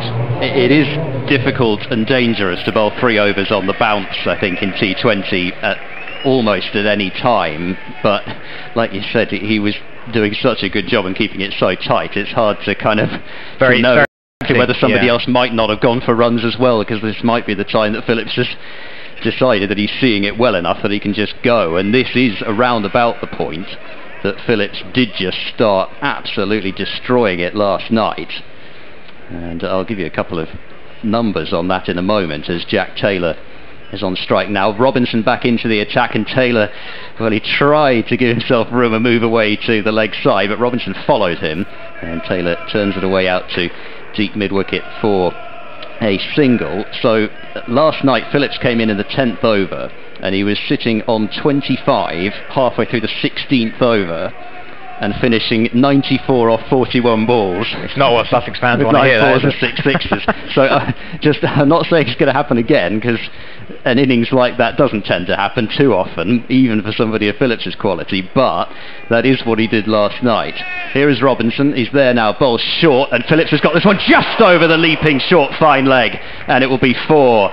Good effort from Mills. Gosh, he got up high there, but not quite high enough, and it's away for a boundary, which moves the Gloucestershire total onto 105. Just looked for a second like it was a half chance, didn't it, for Tamel Mills there at short 45, but he got enough bat on it, and you know, when you're in this sort of form, those sort of things tend to run for you, don't they? I'm sure out of form batsmen have just hit pull shots and been caught fine leg and thought, how did that happen? But when you're in form, it goes for you, and it just crept over Tamel Mills, and Yeah, danger time for Sussex. There was that little chip shot from Phillips that we all thought was caught mid-wicket quite early on in the innings, and I was going to say exactly that at that point as Robinson bowls short. Oh gosh, he's got this one over mid-wicket. This could be out the ground as well, and I think it is. It's massive. He's pulled it out the ground as Glenn Phillips, his third six, and he moves up to 64. Gloucestershire 111 for 4. Well, it was a slower ball to the wicket from Ollie Robinson. I don't think it was too badly bowled, to be honest, but the ability to hit the ball, it must be 100 yards, 100 metres maybe, over that members' pavilion again, just seems to be a flick of the wrist. He's got such quick hands. That is a huge hit. Again, out the ground, and now serious pressure on Ollie Robinson because, you know, a game plan, bowling down the hill, the slightly bigger leg side boundary, go into the wicket. That's a smart option. But, yeah, Glenn Phillips at the moment is too good. He's just hit it miles out the park. So Sussex have to have a rethink. Such a powerful individual, Glenn Phillips. Here goes Robinson, drops in, bowls full and wide, driven away towards extra cover, who is done by the spin, and that will allow Phillips to get back on strike and take a second run. So he's looking at his studs now, the fielder at extra cover, so maybe it wasn't the spin, maybe the feet just, if that the rug was pulled out from underneath him. If it wasn't righty, you'd say inexperienced, missed the spin of the sticky outfield, but yeah, these things happen, but you know, good too with Glenn Phillips back on strike. 13 off the over so far, still 2 balls remaining as Robinson bowls full in the block hole. Phillips forces that one away out through the cover region, will just be the one out to deep cover. Noticing the sunglasses on there, it certainly is an evening for them. That low sun cannot be easy out there at deep cover at the moment. No, but a good response from Ollie Robb actually, isn't it? You know, that slower ball went out the park and he's actually nailed two Yorkers to Phillips and really should have only gone for 2. That slight misfield, but really good bowling. Last ball of the over, been a good one for Gloucestershire. Robinson bowling now to Taylor, who slams that one down towards long on but doesn't really get any elevation or placement, and so will pick up a single. But a big over that for Gloucestershire. They'll be hoping for 4 more of those. And after 16 overs to score 115 for 4, and how quickly things have moved for Phillips, it feels like only a few moments ago that he was going along at just over a run a ball. Now he's got that strike rate over 150, and hopefully from Gloucestershire's perspective he is able to stay there for the final 24 balls and face as many of them as possible. It's been really impressive the way he sort of paced this innings and held it together for Gloucester, because it's worth pointing out no one else has got going yet. You know, Jack Taylor's still 24 off 30 balls, so he'll be feeling under a little bit of pressure. So it's been an outstanding innings, and you know, we've got some really crucial overs coming up now. Always talk about it up the hill at the death at Hove. It's George Garton who's going to have the responsibility to do a job. Partnership of 80 now between this pair, as in comes Garton running into bowl to the right-handed Taylor, who hammers this one on the leg side, and that's gone for 4. Through mid-wicket, clipped away by Jack Taylor, 119 for 4. Have to remember, these two come together 35 for. It's been a good recovery. It really has, and now Sussex will be feeling under pressure. You know, I said it a while back, if these two are in at the death, Sussex won't feel comfortable at all. And I just wonder whether George can get it a little bit wider with that left arm angle. We've got a short boundary on the leg side to Jack Taylor, who does love to hit it over mid-wicket. I just wonder whether get it out of that bat swing, can we sort of push it out towards that wide line, maybe get point back, something like that. Voice of the Sussex skipper, championship skipper Ben Brown, as in comes Garton and bowls, and Taylor pulls that one on the leg side. It's only a single, going to be fielded out there by David Visa. Taylor goes to 29 and Gloucestershire to 120 for 4. Just joined us on our DAB frequencies on BBC Sussex. A very good evening to you on a lovely evening at Hove. Floodlights on, lots of blue sky, crowd of 2,500 inside Hove, a sellout in these COVID times, and really enjoying what's been a terrific recovery here by Gloucestershire, who at one stage were 35 for 4. But that recovery really led by Glenn Phillips, 67 off 43 deliveries, and he's facing now as George Garton is on his way. Left arm over the wicket, bowls wide outside the off stump, and I suspect that's going to be signalled to wide. And indeed it is. And I guess you would know this, Ben, that you know there's just been a misfield and a wide, and I guess the pressure does begin to mount when you've got a batsman who's perhaps getting after the bowling a bit. Of course, and this is where you know the history builds up as well. Everybody knows Phillips is in the form he's in. You know, there's no secrets, and we know what he can do at the death. So 100% the bowlers will be feeling under pressure. The fielders are the same. Everyone just gets a little bit more tense when you compare that to the first sort of 10 overs and how sharp Sussex were. You know, Phillips has wrestled back momentum. And he waits. Does Phillips as in comes Garden. Oh, it's a full toss and it's played away, and that's going to go for 4. It might have gone for 6 actually, and I wonder if that might be a free hit. I wonder if that was over waist high. Yeah, it's been called. Yes, it has been called. So now, did that go for a 6 or a 4? I think it was 6, you know. Yeah, I think it went for 6. I think the fielder at backward point was signalling 6. Yeah, and I think it did look like it dropped over the rope. No, I haven't seen the up. There we go. There's the umpire signal. It took a while. I was wondering whether I'd missed the signal. That's 8. Is that 8? Well, it's a 6, and yes, I think it is, and a free hit. Yep. Yeah. So this could be. See, I don't mind him trying to bowl wide, but I think Will Beer's got to be on the boundary there, and square leg's got to come up and bowl towards that wide line. He can't change the field now because it's a free hit the same batter. But I think that's the plan. So Phillips to 73, 129 for 4. As in comes George Garton over the wicket, bowls short, pulled away by Phil. Oh, it's going to go for 4, and it's a free hit, runs away for 4 runs over the top of Phil Salt.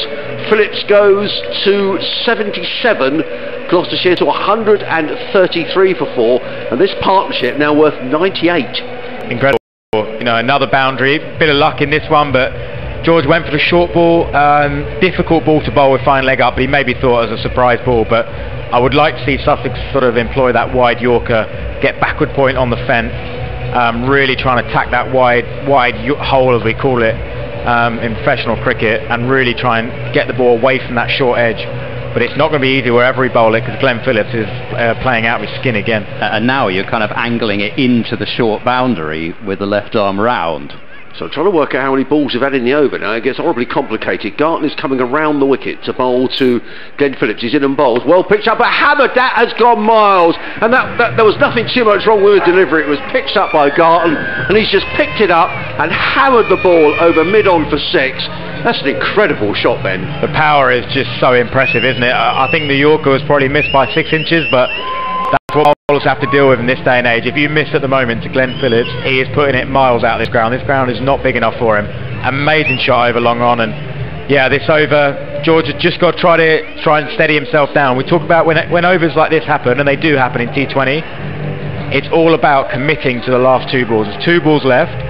Don't give up on the over. Just because you've gone for a few, don't give up on the over. And you can see the Sussex guys getting around George now, just telling him exactly that. You've still got 2 balls. If you go for 2, that's great. We're still in the game. Just don't give up on the over. Keep control of your emotions and work out a plan. And we need another new ball. So how many have come off the over? I'm trying to work this out. 4, 5... I think it's 22 so far. Is it 6, 6, 12, 16... 18, I think you're right, or it might be 23. Either way, but there wasn't too much wrong with that delivery. No, in fact, it's 24. No, the only thing I would say that the line is into the stumps, and that's a worry for the leg side boundary. That's the only thing I would say. But the length was nearly there, wasn't it? It was nearly a Yorker. So yeah, it's very, very skillful batting. Well, this partnership now with 104 between these two, and this is a sensational innings from Glenn Phillips as in comes Garton again, bowls and just works this one into the covers. Good delivery by George Garton, and Phillips just works that one into the offside. He goes to 84 off 47 deliveries. That's a great response from George Garton. That's what I'm talking about. Really, really good from George. He's got control of his emotions, settled himself down, and got back in the over. He's got a smile on his face, you can see. Yeah, I think they were sharing a bit of a joke then, Glenn Phillips. Yeah, and bowlers know. They know. T20, this happens, and he's having a great tournament, it happens, but he's committing to the over. He's still got 1 ball to bowl. In comes Garton, round the wicket bowls, and Taylor with a play and a miss. So George Garton got out of that over really well with a single and a dot ball, but it is the end of the over, and Gloucestershire are 140 for 4. Glenn Phillips is on 84 of 47 deliveries, Jack Taylor on 29 of 33. 3 overs remaining, and Gloucestershire will feel that they're back in this game, not that they were ever out of it, of course. Absolutely, and I think it sums Gloucester up actually as a team. I think they're really, a team full of character. They fight hard, they never give up. I think they've got great personality about them as a cricket club in general. Huge fan of what they do down there. So yeah, I think this inning sort of sums that up really. That they could have easily given their wickets away, maybe gone too early, not held their nerve, but they've really shown a lot of character to get back in this game, and now it looks like Sussex are under pressure really going into these death overs. If ever there were not a bad dot at that stage, then at the very least, from Gloucester's point of view, it means that Phillips is on strike to start this over. It'll be bowled by Tamal Mills.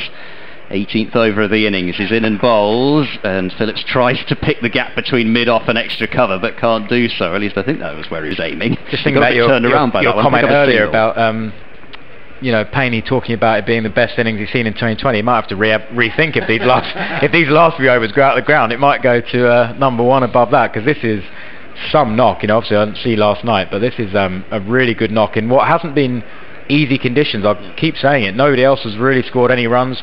Jack Taylor, who's a really good ball striker, still under a run of ball. So, to say it's a standout innings is an understatement. Yeah, no, I think you're exactly right, and given the position that he came in, he's basically done what he did last night from a much more difficult position. There's a slower ball into the pitch from Mills, pulled away by Jack Taylor out to deep square leg, and he'll just pick up a single as the throw comes in on the short hop, as they like to say, over the other side of the pond, just in front of the wicketkeeper's Salt. A good start to this over from Mills. I still can't believe he bowls off spin and wicket keeps. I can't believe it. What an overseas player. Well, I can't remember if I said it earlier or not, but what a relationship that would be to cultivate with Phillips, and somebody who could play in all formats as well. Has played a test match for New Zealand as well. Here is Mills, bowls, slower ball, and oh goodness me, how did that miss? Wow. I was looking for the bails to go flying there, and I'm not quite sure how they didn't. Phillips is staring down back at Mills just to say, what was that? It was beautifully bowled, wasn't it? That slower ball almost goes above the eye line, it seems. It went so slow and so high, and just almost spun past the wicket, but fantastic bowling from Smile Mills. And hopefully these overs can be quiet, especially ones down the hill, a little bit more in the bowler's favour. But we're going to have to find a way to control this over coming up next up the hill. What a great start to this over. Just 2 runs off 3 balls, 2.5 overs, 2 for 11 Mills' figures so far, as he comes in and bowls to Phillips, who tries to swing him leg side, but he's got it on the bounce down to long on. I think he was probably looking a bit more towards mid-wicket there. There is a fairly inviting gap between long on and deep mid-wicket. Just a single again, 143 for 4. Does Jack Taylor sort of play the trick shots, if you like? Will he have a paddle sweep, or is that not his preferred option? Doesn't tend to be, no. He does tend just to stand there and blast it. It's been a little while since Jack Taylor's played one of those innings like you mentioned earlier on, but he's certainly got plenty of power. Here is Mills, bowls to Taylor, who gives himself some room. Oh, he has been wided. Harsh, or is that Sussex?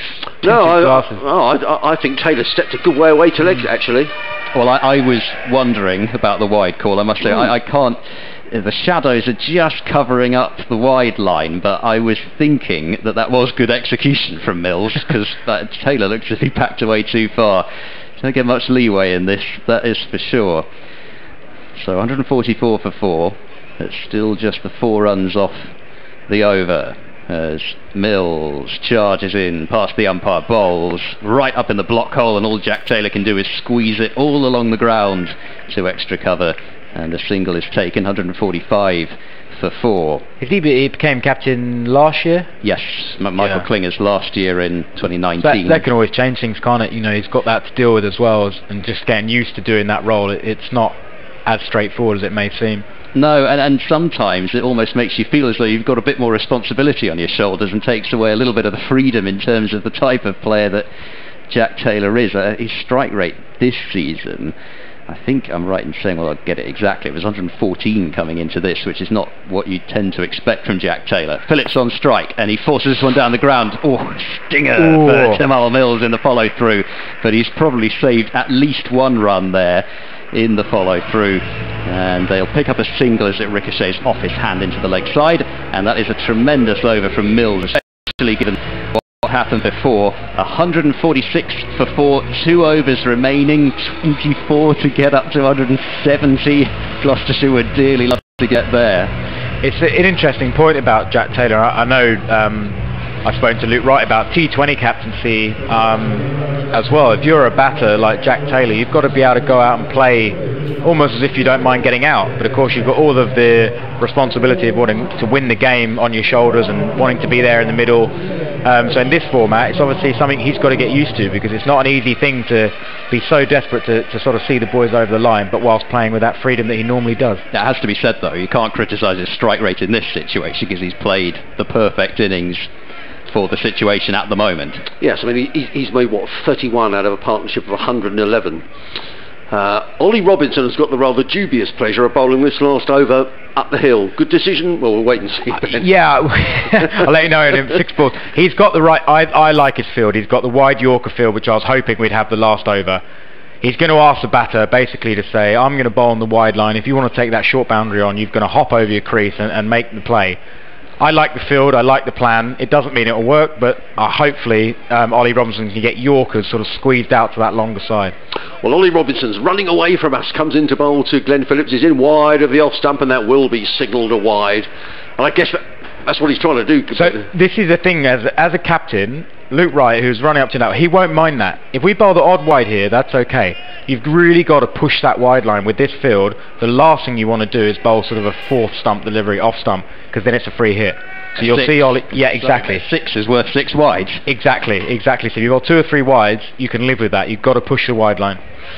In comes Robinson again to bowl to Phillips. He's on 87, and he hammers that down the ground. It's a full toss. He's only going to get a single though, as in comes Aaron Thomason, who gets in the throw, and it's just a single. So Thomason must be on for someone's off. Let's see if we can see what that is in a minute. I didn't realise that was in for a minute. No, I didn't either. It's extraordinary. It just seems to have crept out the crowd down in the South Stand. That was good bowling from Ollie Robinson. Again, just getting it wider of the bat swing, nice and full. It looks like he's got the same feel to Jack Taylor, that square leg up and backward point back, so he's going to look for that wide Yorker again. 148 for 4.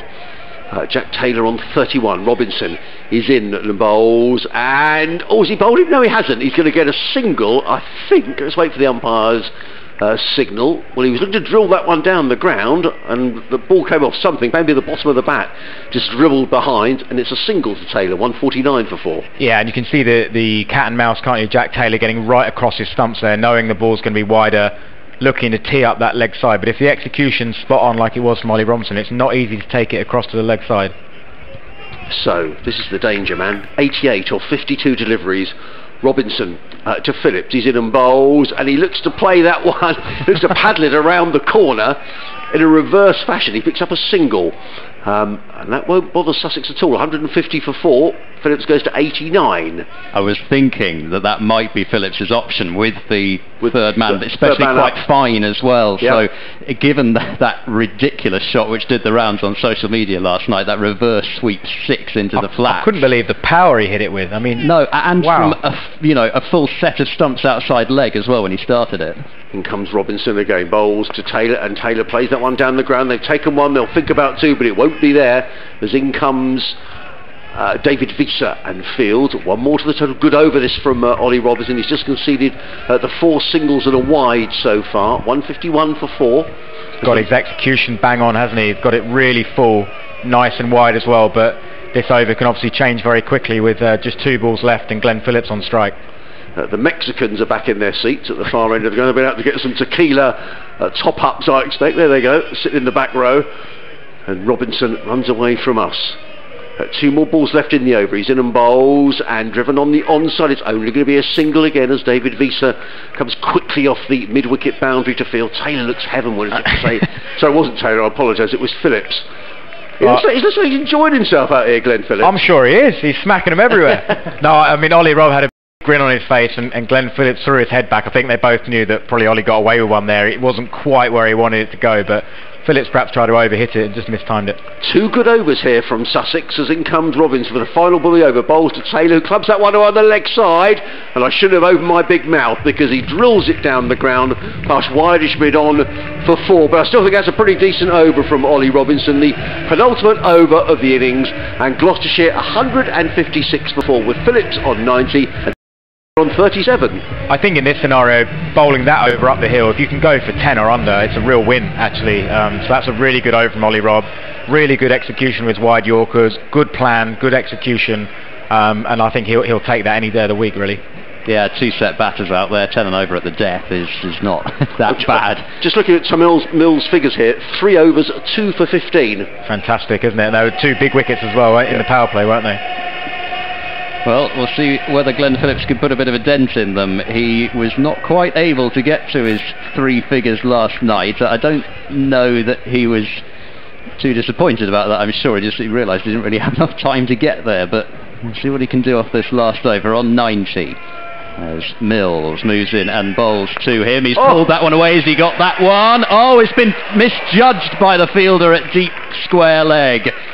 And it took him a long time to get in. In the end, he's just about managed to parry it. That could have gone for 4 if he'd not been careful, which at the very least he did manage to save the boundary, and they picked up a single, 157 for 4. I think maybe it was just the force that Phillips has hit the previous shot. He was expecting that one to sail out. I thought it was going to go out of the ground, yeah, so I think Ravi thought the same, which is probably a fair bet, but either way he's off strike, so from Sussex's point of view that's a real win. So 157 for 4, Jack Taylor on strike, 37 to his name from 38 as Mills charges in past the umpire, bowls short. Oh goodness me, what's that come off? Has come off the shoulder of the battle, the glove down to third man, who is back on the rope, and it must have come off something. It looked involuntary, that shot, didn't it? I think it was onto him too quickly. I reckon he was lining something violent up the leg side and it just rushed him and he ended up sort of just skewing it down to third man. But Glenn Phillips back on strike, 9 for 100. Can he do it? 4 balls. Must have come off something. What a silly thing to say. It came off either bat or glove. At any rate, it's gone down as a run. 158 for 4 with 4 balls remaining. Mills still bowling tremendously. Here he is. Oh, Jack Taylor's dropped his bat right as Mills was bowling, and Phillips squeezes that one away out onto the offside. No timing at all. Straight to extra cover, and just the single, 159 for 4. So thoughts of 170 go, well, not quite out the window, but a couple of these last deliveries are going to have to disappear. More good bowling from Mills, who's been very impressive. So it will be Jack Taylor. See whether he can clear the ropes for the first time. Mills in and bowls to him. He's going to go for the scoop shot, and he's not got it. Should be caught and is taken by Robinson at short fine leg. So there you go. You asked me about the ramp shot. You don't see him play it too often, and possibly that's why, as he's just looped it straight to short fine leg. But a good hand from Jack Taylor. He's given his side something to bowl at alongside Glenn Phillips, and a third wicket for Tamal Mills.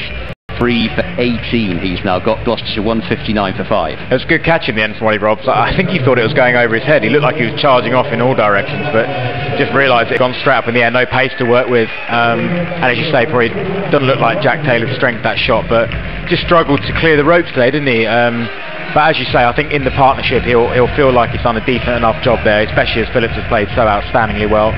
He would have liked to have found the boundary more at the death, I think, but I think Gloucester will take this from the position they're in. You know, 160 with 2 balls to go. Yeah, partnership 124.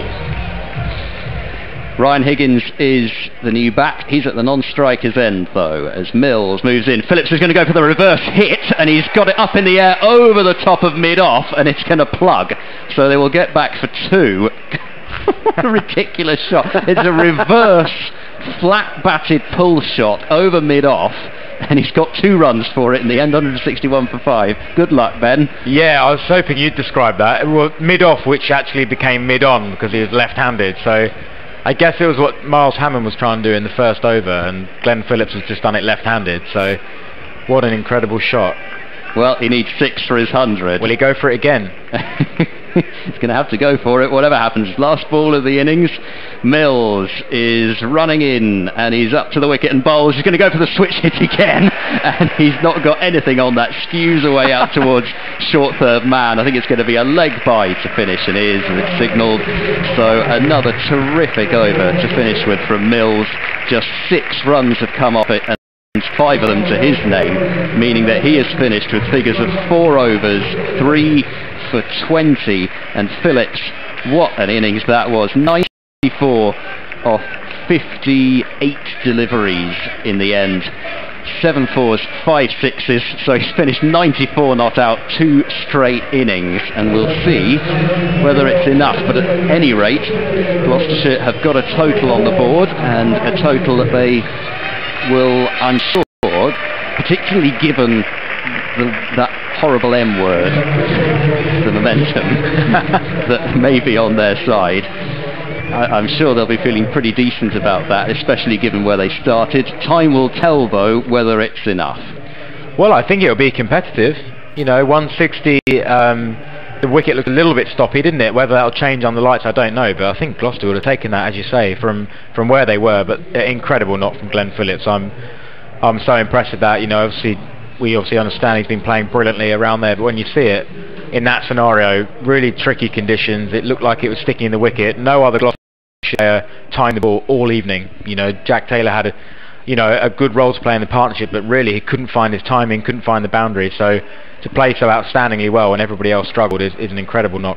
Yeah, and I think that's probably exactly what they'll be saying in the dressing room. Look, you were the only person who got the timing out there, and we know the form that you're on, so it should be difficult out there for Sussex. That's what they have to try and tell themselves. Anyway, as you say, it will behave differently under lights. You never know. Just look at the Sussex bowling, the standout figures. Tamal Mills, 4 overs, 3 for 20. It's just terrific to see Tamal back in, really fit and back to his best, Ben. Fantastic, and it's such entertainment. No, I think that's the thing with Tamal Mills. He performs so well for us, takes wickets. But when you see the crowd in, you remember what it's all about. Seeing Tamal Mills thunder down the hill at Hove, bowling 90 miles an hour is brilliant, and Glenn Phillips being brave enough to turn around and try and smack him left-handed out the ground. I mean, this is what people come to see, isn't it? It was incredible cricket, really. A fantastic skill level, and yeah, just fantastic to see Tamal Mills back fit and firing. And actually, he came and spent some time in the commentary box in a recent championship game, Ben, and I didn't realise this. He was saying he was in a back corset pretty much till Christmas. He couldn't do anything, and it's a pretty long road back, I would imagine. It must be a lot of time here in the winter and in the gym. Must be pretty gutty, I should think. Very difficult, very lonely as well, of course, when teams come together and they play, and you're stuck in doing the rehab in the gym and things like that, and doing running on your own at your own tempo. Really, really tough to be injured as much as Tamal Mills has been, and for as long a period of time. He's a guy who loves to entertain, loves to be out there in front of the crowd. So, yeah, he's put a lot of sacrifice and a lot of hard work into getting back fit and firing. So, Sussex fans certainly should be grateful for that. He's worked really, really hard and tiresomely to get back. And you were talking a bit about your strength and conditioning coaches and the people down here. I guess you need good people around you, Ben, with that sort of injury, and Tamal's track record. You really do. You do. It's skillful as well. It takes a lot of expertise to work out the right course of action and get him the right help. All the scans and everything up at Montefiore up the road, they're fantastic with us. So yeah, it's really, really important that you have the support around us. And I think people miss that off the field, to seeing Tamal Mills back, how many people at the club go into getting him back on the field. John Morale, as physio, Matt Spence, these guys, there's a whole team of people around them as well that should take an enormous amount of credit for getting him back on the pitch. Let's talk about the psychology of this now, because Gloucester were in awful trouble, 35 for 4. They've now got 162 for 5. So where will the mentality in the game be now, Ben? Well, I think the way Sussex have gone about it in the power play, I think we'll play exactly the same way whether Gloucester had got 100 or 190 really. Phil Salt won't change the way he plays. We'll look to attack that power play, but I definitely think that I would say it's an even keel actually. I think it's probably about right, the score. I thought the pitch was a little bit sticky, the outfield was slow, but Sussex had that short edge to target behind the bowler at the C end. And hopefully it skids on under lights, which can always help the back side. So I would say it's really even actually, from Sussex getting off to a flyer, but Gloucester have punched back, and we wouldn't expect any less. As I said, Gloucester are a hugely impressive outfit. I love what they're about as a club, and they have a fighting spirit about them. They have a great character amongst their side, so we never would have expected them to lie down just because they were 4 down early. In terms of bowling, Josh Shaw bowled very well down at Bristol. I mean, we'll obviously see David Payne bowl as well. Benny Howell, I mean, these are sort of all key. And Ryan Higgins, who I think is one of the most underestimated cricketers on the circuit. Yeah, I think in terms of the formula, will probably be pretty similar to previous games, where they don't tend to open with spin.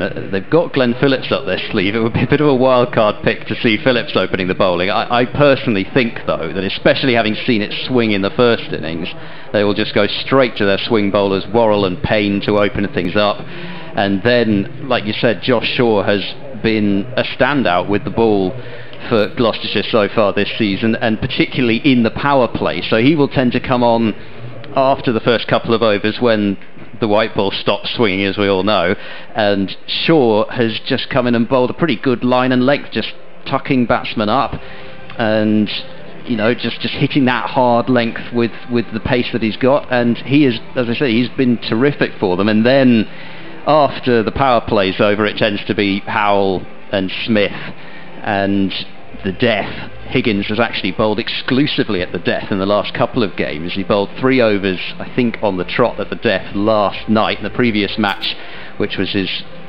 first match back after a minor injury, a toe injury that just kept him out for a couple of games. He bowled 2 overs, both of those were at the death. So whether we'll see Ryan Higgins early or not, I'm not sure, but I would imagine it will be Worrell and Payne to open up. Gloucestershire tend to be very formulaic, don't they? They like to bowl very similarly through their innings. It's something we have looked at, actually, and everyone looks at the data. And I think it's probably a strength for them. They each know their role very much. They're quite a settled team, but equally, you know, as a team, you can kind of plan for the overs, who's going to come on. You know, you'd probably almost wager Smith will bowl the 7th, Benny Howe the 8th. That's how they tend to go about planning the innings. So Sussex can plan for that. But I fancy Benny Howe to be tricky. If it does sit in the wicket like it did in the first innings, he'll be a tricky customer to get away on this pitch. I was actually reading an interview talking about the planning aspect of things. So reading an interview in the Cricketer, other publications are available, but it was a terrific interview by Nick Friend of Mark Elaine. And Mark Elaine was talking about how now it's basically counter planning. So they'll be saying, yes, Sussex can plan for the formula that we might expect to use, but basically you're now then talking about what they're talking about and trying to counter that. So I suppose you can get your head in a spin thinking about it, really. But at the same time, they're not going to be too bothered about the fact that Sussex maybe know what's coming. If they execute it right, then it is a formula that works really well, because each bowler fulfills the kind of role that you would want them to fill in the gap that they are expected to bowl in. Well, you're listening to Live Cricket. If you've just joined us on DAB on BBC Sussex, very warm welcome to Hove on a glorious evening. Floodlights on, lots of blue sky. The blue of Sussex, the yellow of Gloucestershire, the Sussex batsman Phil Salt and Luke Wright just making their way down the pavilion steps in the far corner of the ground. Your commentary team to guide you through this second innings, Ed Seaborn from BBC Radio Gloucester and BBC Bristol, myself Adrian Harms, and the Sussex club skipper Ben Brown with us as well. And Ben, just before we start this evening, it's been a terrific week for cricket, and I just thought I'd briefly get your views on the Test Match World Championship that finished down the road at the Ageas Bowl, because as a spectator I thought it was a wonderful spectacle. I loved it. I thought it was fantastic, wasn't it? The cricket was brilliant. I thought the pitch was great, you know, considering it was also a reduced game. I thought kind of a lowish scoring thriller, a little bit in it for the bowlers. I thought the standard of cricket was outstanding. Really enjoyed watching that. I thought it was a great advert for Test cricket. Yeah, I thought it was as well. And I just wonder as well, going forward, because a lot of people are a bit confused by the format. Do you think it's something that's really got legs now, Ben, that this is the way forward for Test cricket? I definitely do think that. I think they probably need to iron out a few issues, don't they, with sort of some teams playing lots of cricket, you know, people talking about England playing Australia all the time, and then India playing, let's say, Bangladesh, with all due respect. So I think maybe it needs a bit of ironing out, but I think to have a showpiece final in the long format is a great thing to do. I love the fact they used common sense and had that 6th day as well. Yeah. Really exciting finish. I thought both teams played it in a great spirit. I loved it. Yeah, I thought it was great. Wonderful stuff. Well, this game has been played in a good spirit as well, and I love the way that Glenn Phillips made his way off. A couple of the Sussex lads went up, and sometimes you perhaps just have to acknowledge it's been a great knock, I guess, Ben. Absolutely, and you've got to pay respect to your opposition, play hard, play fair, and respect people that play well. And I think, yeah, as you say, Sussex were first to congratulate him on. They'll know what a special knock it was, but Sussex, I guess, will hope that we can play more innings, I guess, because you can't plan to have a 90 or 50 balls, but hopefully if more guys can get going, we'll sort of knock the score off that way rather than hoping that, you know, one guy has a standout night, but we'll see.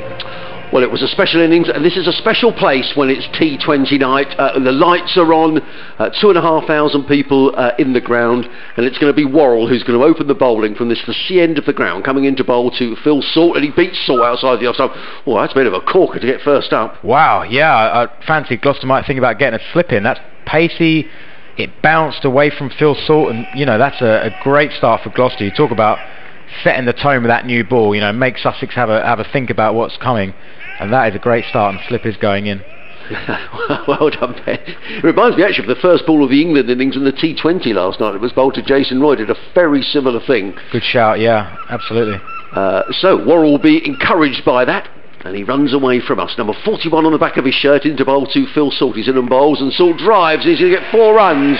Is Phil Salt. I'm not sure he intended it to go there, but nonetheless, it's sailed away over backward point, run away for 4 runs. So a good response from the Sussex opener, who is in terrific form in this T20 competition. And Sussex on their way, 4 without loss after 2 balls. Slightly a thick edge there, I think, but fortune favours the brave, doesn't it? Phil Salt sees 1 whistle past his ear, and then his response is to go even harder at the second ball, which is fantastic. But I like the field Gloucester have for him. They've done their planning long on, deep square, so both teams are well prepared and well planned. It's Worrell. He's in again, bowls to Salt. All again, it beats Salt, and Phil Salt has a suspicious look at the pitch as the ball whistles through to, it is James Bracey keeping wicket, isn't it? Yes, it is. Yeah, it is, yeah. Teammates, of course, these two at the Adelaide Strikers, so they should know each other pretty well. Just doing a bit, isn't it? Just looks like a little bit there, a little bit of seam movement, but just going back to that point, Salty's strong at long on, deep square, and that's good planning from Gloucester, and as you say, played together at Adelaide Strikers. Worrell runs away from us, in and bowls, and Salt with a player to miss outside of the off stump. I don't know if that swung a little bit, taken by Bracey, almost in front of that first slip. Good opening over here from Gloucestershire. Sussex 4 without loss. You'd have to fancy there must be a little bit of dampness in the surface. We talked about the outfield being damp, but you know the covers have been on all week. You know, it's absolutely poured down in Hove, so just looks like if you bowl well, there's a little bit of seam movement there, for especially with this newer ball. Gloucestershire, who are top of the South group at the minute, and Worrell runs away from us. He's in and bowls, and Phil Salt, that's high, wide, that's gone many a mile. That's gone for 6 over mid-wicket. That's a huge blow from Phil Salt. He almost picked it up effortlessly, and the ball went high and wide. Hit for 6 runs, and the Sharks to 10 without loss. What a shot that is. What a brilliant mentality as well. The ball's been beating his bat. Worrell's been on top this over. He's found a thick edge, and then all of a sudden Phil Salt says, no, I've had enough of this.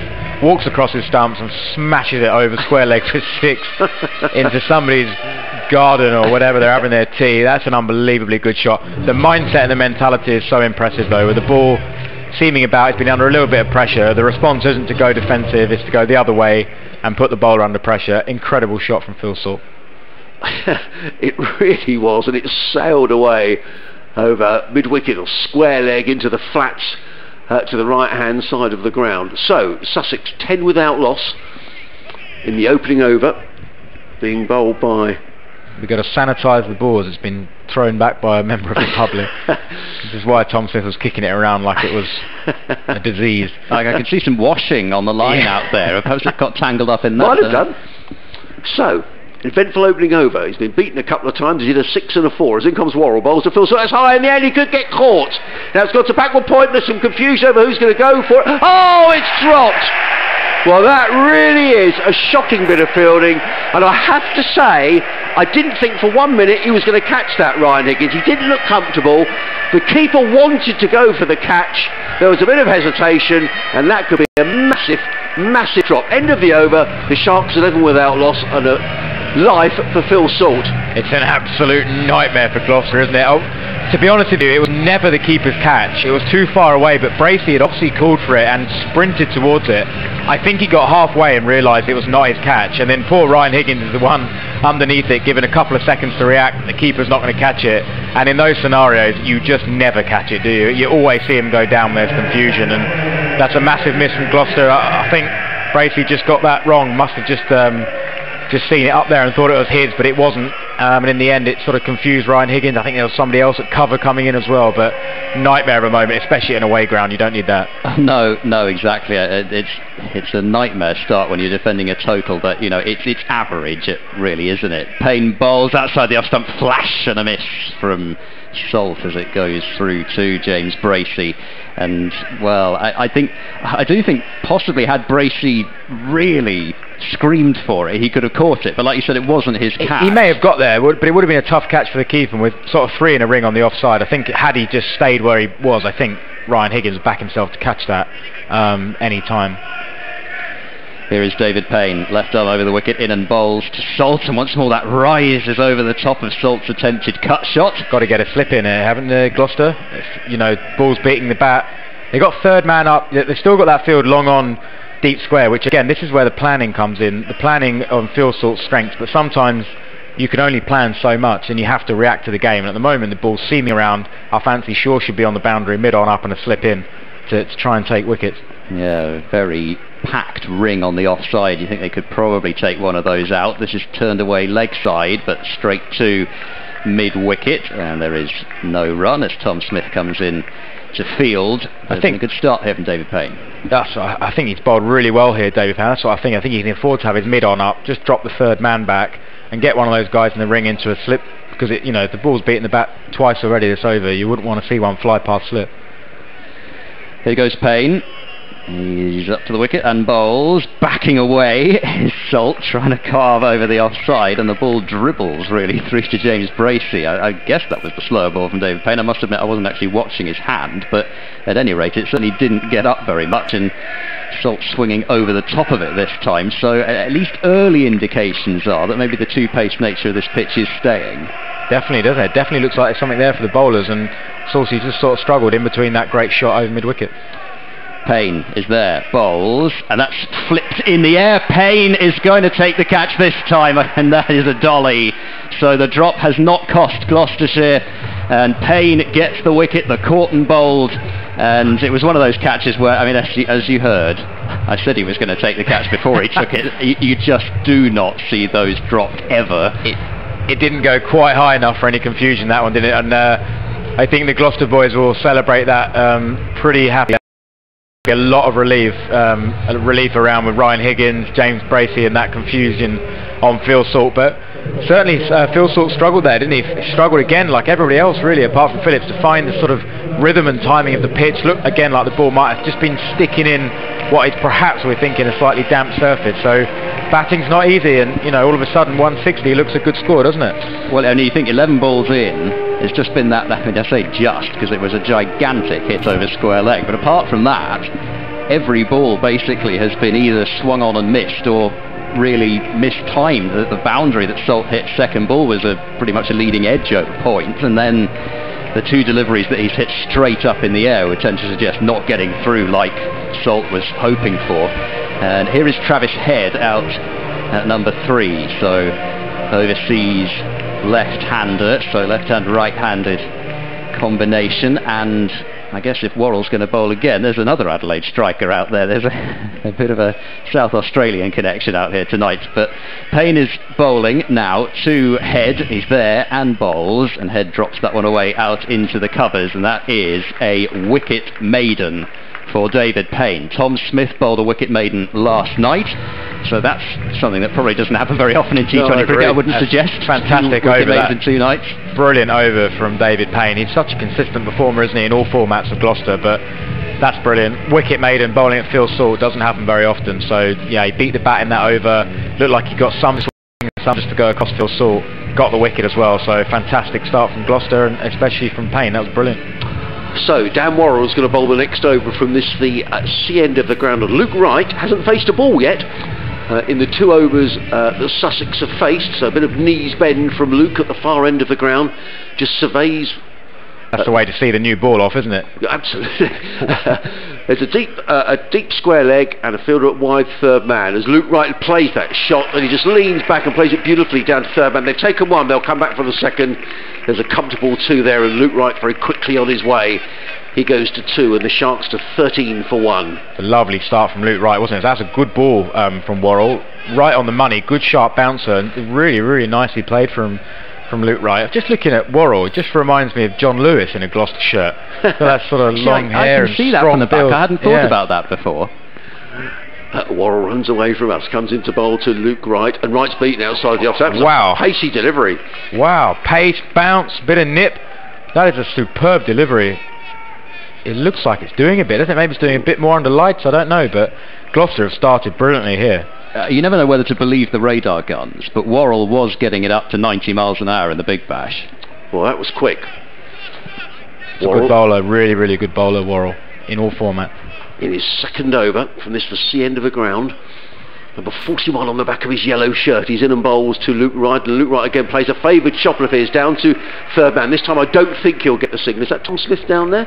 I think it's Glenn Phillips. Is it Glenn Phillips? Who's quickly round. down at third man, restricts Luke Wright to a single. Again, more evidence of good planning from Gloucestershire. They've got that sort of wide third man. He's not in a conventional position from Luke Wright. They've got third man up in the ring on the edge of the circle, and then the wide third man, which is such a strong area for Luke Wright. You know, he's cut bowlers for his whole career, so really good planning from Gloucester. They just look a really organised bunch who know exactly what they're doing. Jack Taylor directing affairs at mid-on as Travis Head, the left-hander, takes strike. Worrell is in, bowls to Head, who cuts this one firmly down to deep backward point, a wideish third man, just a single though, and 15 for 1. Head is on his way. Same for Travis Head. He's really strong to that area, as Worrell will know, as we said, the South Australian connection. So great shot from Travis Head. On another night, you know, that can pierce a gap and go for 4, but Gloucestershire at the moment have got their fielders for these two in really good positions and have stopped the boundaries. Just 4 runs off the over so far here on BBC Radio Sussex Live Cricket from Hove. If you're just joining us on our DAB frequencies, as Worrell, one's away from us, comes into bowl to Luke Wright. He's in a bowl right, pulls that one away, and that's going to go for 4 runs. If it doesn't plug in the ground, it just bounces short of the fence and dribbles over the fence for 4 runs. It was short, it was pulled away by Luke Wright. I thought for a moment it was going to go for 6. He didn't get all of it, Ben, but there's still a good shot, and 4 to 6. Really good shot and really good thinking from Luke Wright. Worrell was deliberately coming and bowled almost exclusively back of a length to Luke Wright. He doesn't want to bowl anything full. And Wright has used all his experience, and he's actually had a look at that and thought, and he's predicted it, and then taken the ball the other side. He hasn't got protection out that side. So smart cricket from Luke Wright. Luke Wright goes to 7 off 4 deliveries. The Sharks to 19 for 1 as Worrell is in bowls, and Luke Wright again works that one to shortish third man throw, comes in well backed up. Good cricket all round actually, good bit of fielding, well backed up by Tom Smith. End of the over, the end of the third over, the Sharks are 19 for 1. Travis Head is on 1, Luke Wright is on 7. The man out, Phil Salt for 11. Sussex needing another 144 to win, and they need to score 8.5 and over. Just shows that how adaptable you have to be to remain a top player for as long as Luke Wright has done. I mean, he's been hitting 2 or 3 of those same shots to the backward point fielder, and then he just says, actually, I'll use my brain, go the other side where there's no protection, and just sort of change his shot, which is, again, just being adaptable under pressure. David Payne to start his second over. He bowls very full, and there's a bit of a slog, it looked like, from Travis Head, to be honest. I think he wasn't intending it to be a slog. I think it was just that he was through the shot too early. I think it was intended to be possibly a drive through the covers, and then ended up thinking, oh, can I try and skew this one away through mid-wicket at the last minute? Didn't get anything on it at all, and through to Bracey. It looks from here in the sort of the calmness of the commentary box that you've got to play proper cricket shots, doesn't it? It looks really hard to sort of to slog it, if you like. Here goes Payne, bowls to Head, who chops this one down to short third, and Worrell is right there to do the fielding, and Head was hoping for a call from Luke Wright, but very wisely Wright sent him back. It was a nice shot from Travis Head, actually. He'll feel a little bit unlucky if he get it either side of Worrell there. He's probably going to get a boundary, but again, you'd have to say, you know, Gloucester at the moment have got blokes in the right positions, haven't they? Their angles look bang on. They look like they're playing well for each batter. Here goes Payne, left arm over. He's in and bowls to Head, who pulls this one. He's not timed this at all. Should be a comfortable catch for Jack Taylor, who makes no mistake at mid-on. So Travis Head illustrating Ben Brown's point exactly there, really trying to go at it quite hard instead of really maybe just trying to play it a little bit softer, more conventional pull shot along the ground, and he's just chipped it up in the air. No mistake from the skipper at mid-on, and David Payne has bowled 9 deliveries now, taken 2 wickets, and he's not gone for a run. Sussex are 19 for 2. Fantastic bowling again, isn't it? He hasn't put a foot wrong here, David Payne. Really superb performance in this power play. And again, just more evidence batters are finding it really, really hard to find their timing early on in the innings, and as I say, it might be one of those, you know, I think back to Glenn Phillips' innings, I think he really took a while to get in, didn't he? I mean, he maybe was forced to do that because of the early wickets, but he just didn't look like he was in a hurry. He looked like he struggled to find his timing early on. So Sussex, I think, could take a lesson out of his book and maybe just going to have to find their way into this innings, take a little bit of time to get in. Ravi Bopara out at number 4. He will be at the non-strikers end. And so I'm right in saying that, aren't I? Yes, of course, because this is the first time Wright's faced David Payne. I was getting a bit confused with somebody taking guard there, but of course that is why. So Payne in bowls to Wright, who nudges into the offsides. Good batting from Wright just to get the board ticking, turned it away just wide of backward point, picks up a single, gets up the other end, and Sussex 24-2. I think the captain, becomes a hugely important player for us tonight. He's the kind of player who can use all of his experience. He's so intelligent as a player, just even in that instance, dropping that single and getting up the other end. He's now, absolutely crucial for us in this run chase. So Bapara to face his first ball from Payne, and Bapara tickles that one away into the square leg region, sets off for a single, knows exactly where those boundary riders are. Tom Smith moving across from mid-wicket to do the fielding, 21 now for 2. And just the one delivery remaining in what has been another terrific over from David Payne, and Gloucestershire desperately needed early wickets here because, as has been pointed out, this batting lineup of Sussex's goes on a while. That's flicked in the air, just over the head of Worrell. Pretty similar to that Tamal Mills one earlier on, where it always looked to be just over his head, and Wright just about getting enough bat on it to help it with a short fine leg. And it's away for 4 to end the over. The moral victory to David Payne there. After 4 overs, Sussex are 25 for 2. Luke Wright has moved up to 12. It was heart in mouth stuff, wasn't it, for Sussex fans? Just didn't know if that was going to creep over Worrell's head, but Wrighty gets away with it. And they've bowled him a few short balls, haven't they? Obviously fancy getting it up there, but to be fair, Wrighty's put a few away as well. So that tactic might have to be rethought, I guess, if Luke Wright keeps hitting boundaries. It's a high risk strategy, really, isn't it? So Gloucestershire, after 4 overs, by the way, were 21 for 2, just for comparison of the start there. It does have a feel of a good game, doesn't it? It just has that feel about it. 2 good teams. So Josh Shaw is going to pick up the Gloucestershire attack, the 5th over of the innings, running in from the C end of the ground to bowl to the right-handed Ravi Bapara. He's in a bowls, and Bapara just plays quietly into the offside, and there is no run. Interesting speaking to Ravi when one of the games was cancelled, and he was saying how he really feels part of it now. Must have been quite difficult last year, Ben, with COVID and unable to mix, new to a county, etc. Absolutely, I think it's almost like a perfect storm. No crowd to cheer him on. He's been a crowd favourite at Essex, a hero really for Essex.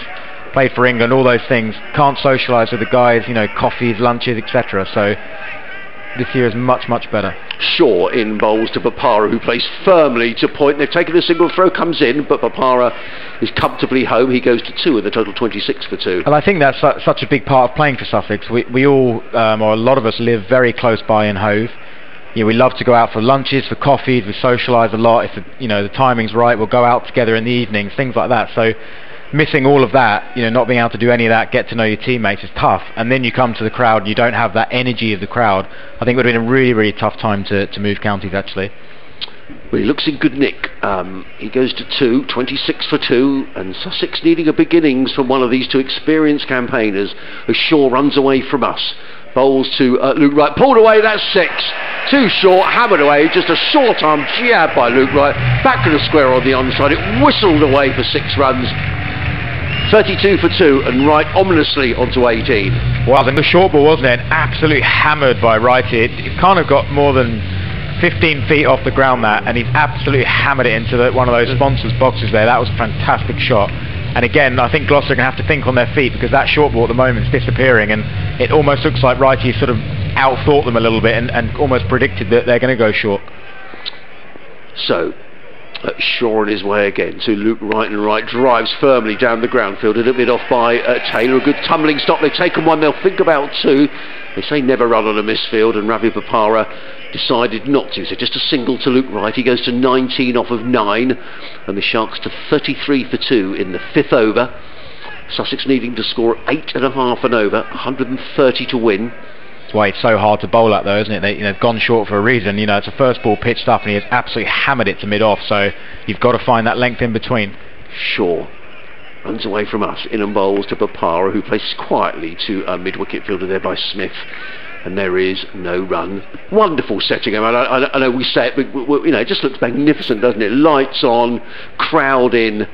What is there not to love about Hove on a night like tonight? There's something, I think, also about being close to the sea as well. Just as a visitor, you just know that the sea's right behind you. It adds to the atmosphere somehow, even though of course you can't see it. Yeah, about 400 yards behind us as in comes Shaw, bowls the last ball of the over, and Bopara plays that without timing. The ball sort of dribbles backward of square on the offside. There is 1 run to Ravi Bopara. He goes to 3. End of the 5th over, and the Sharks are 34 for 2. Bopara off 3 rides on 19. He's pulled that over back quite well as Josh Shaw, despite getting slammed for 6, 9 runs off the over. The required rate's around about 8.5, so yeah, you know, admittedly it's still not the Mexicans are on the big screen. No, they're pink as well, aren't they? They've got all sorts. Oh, yes, of course, yeah. We've got a whole variety of sombreros out there. I think it's good for everybody there in that back row, aren't they? Pinned against the wall there. Right. Nobody needs the sombrero in front of them. There are security guards out there ordered to the back row. Don't care where you're allocated seating, you're swapping. It's just great to see, isn't it? How long do you think they planned that outfit for on COVID? On some WhatsApp group somewhere about a year ago. Ryan Higgins into the attack from the Cromwell Road end, and he's there now bowling to Bopara, who flicks that one in the air just backward of square on the leg side on the bounce out to Glenn Phillips. Out in the deep, and a single is taken, 35 for 2, so Higgins is getting to bowl up front this time around, and well, there's probably not much swing left in the 6th over, but you'd imagine if anybody's going to find it at this stage it would be Higgins, but I think probably the time for that sort of bowling is probably gone, particularly to right. I suppose maybe you could try and float it up there to Bopara as he's only on 4, but you'd imagine this is the sort of stage where that full length is probably going to start to go to Luke Wright. Here is Higgins, he bowls, inside edge onto pad, I think, out into the leg side, fielded by Smith at mid-wicket, and another single is taken, 36 for 2. Got a really similar feel to the Gloucester power play up till now, hasn't it? That sort of slow start, couldn't get going, and then you had the little kind of counter-attack, if you like, to get back up to kind of 35 for 2. And this was the moment where Tamal Mills took those 2 key wickets for Gloucester, so they'll be looking for the same from Higgins. Here is Higgins, bowls now to Bopara, who flashes this one, and it's juggled and caught by short third man.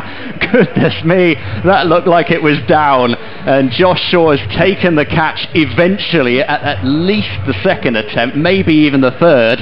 Hard to see with his back to us, but it was certainly a juggling effort, and Bopara has gone flashing away at a wide delivery from Higgins, and short third took the catch almost in a sort of a more like a fly slip sort of fashion rather than a short third man, just in terms of the mode of dismissal. And that is it for Ravi Bopara. He is out for 4.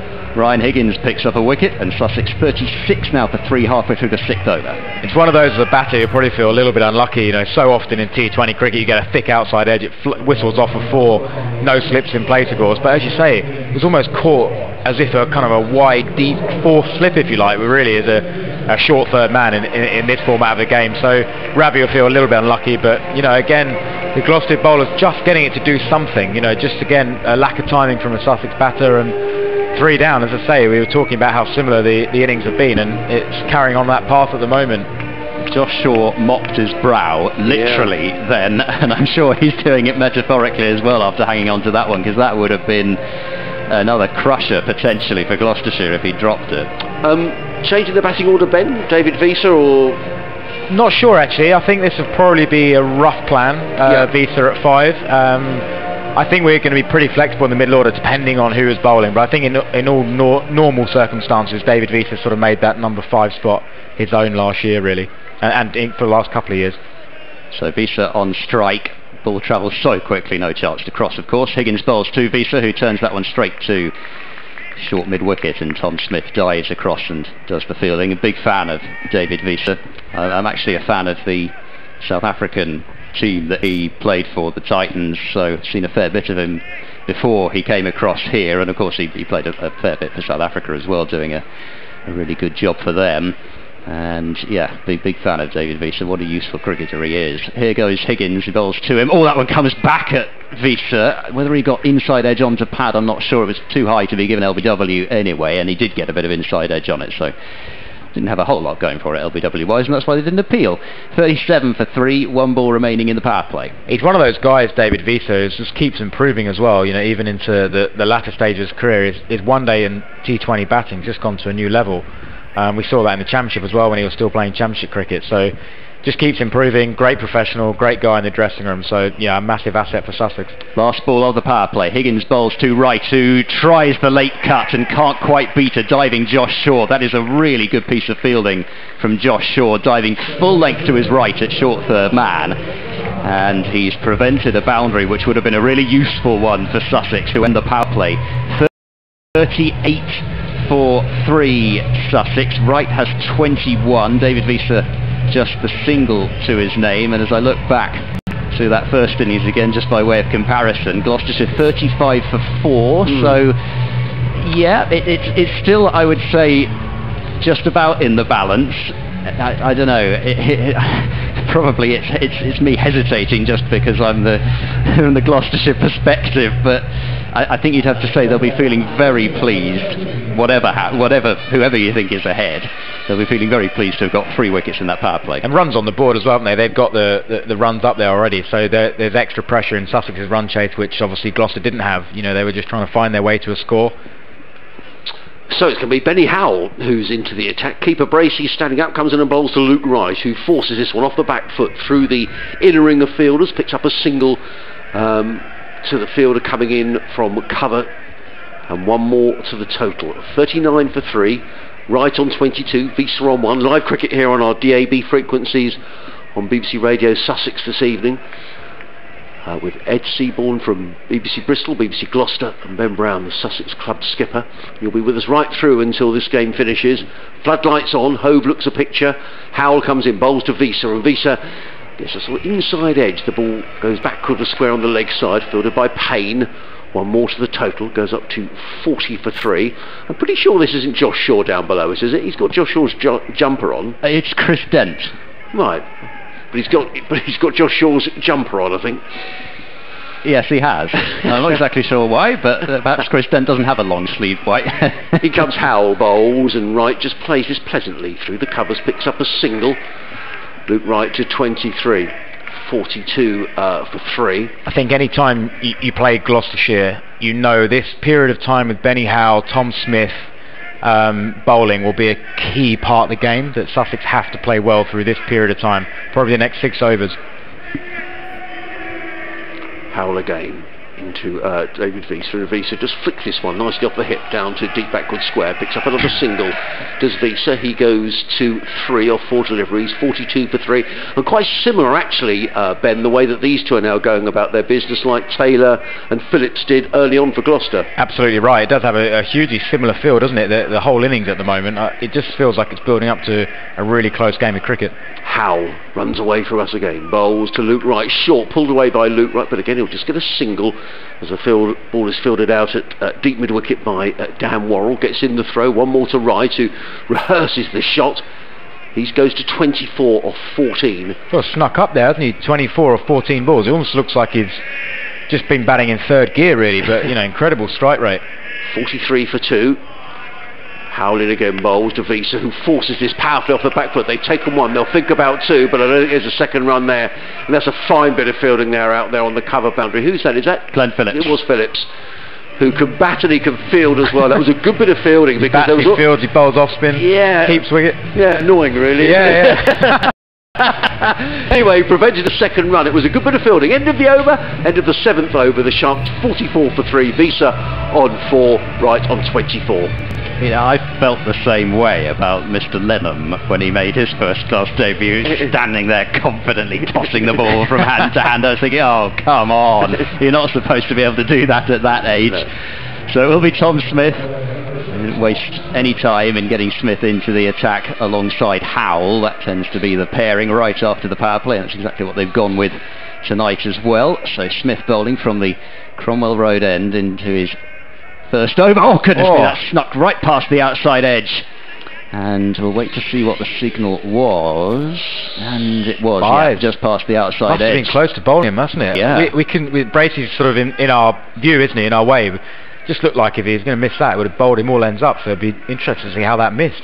So 1 bye to the total as it just snuck through James Bracey. 45 for 3. Luke Wright just, whether he's deliberately slowing things down or not, I don't know, but certainly making Tom Smith wait here as Smith now bowls quite round arm, fired in towards the stumps. They'll take a quick single as Wright guides that one away just in front of Jack Taylor at backward point, and the score moves up to 46 for 3. Tom Smith already varying that arm angle a couple of times. He likes to do that, and particularly get that round arm, sling it into the stumps. No room to work with. There is room to work with here for Wiese, though. He cuts it away, but it's only going to be a single out to Dan Worrell, who's fielding out at deep cover.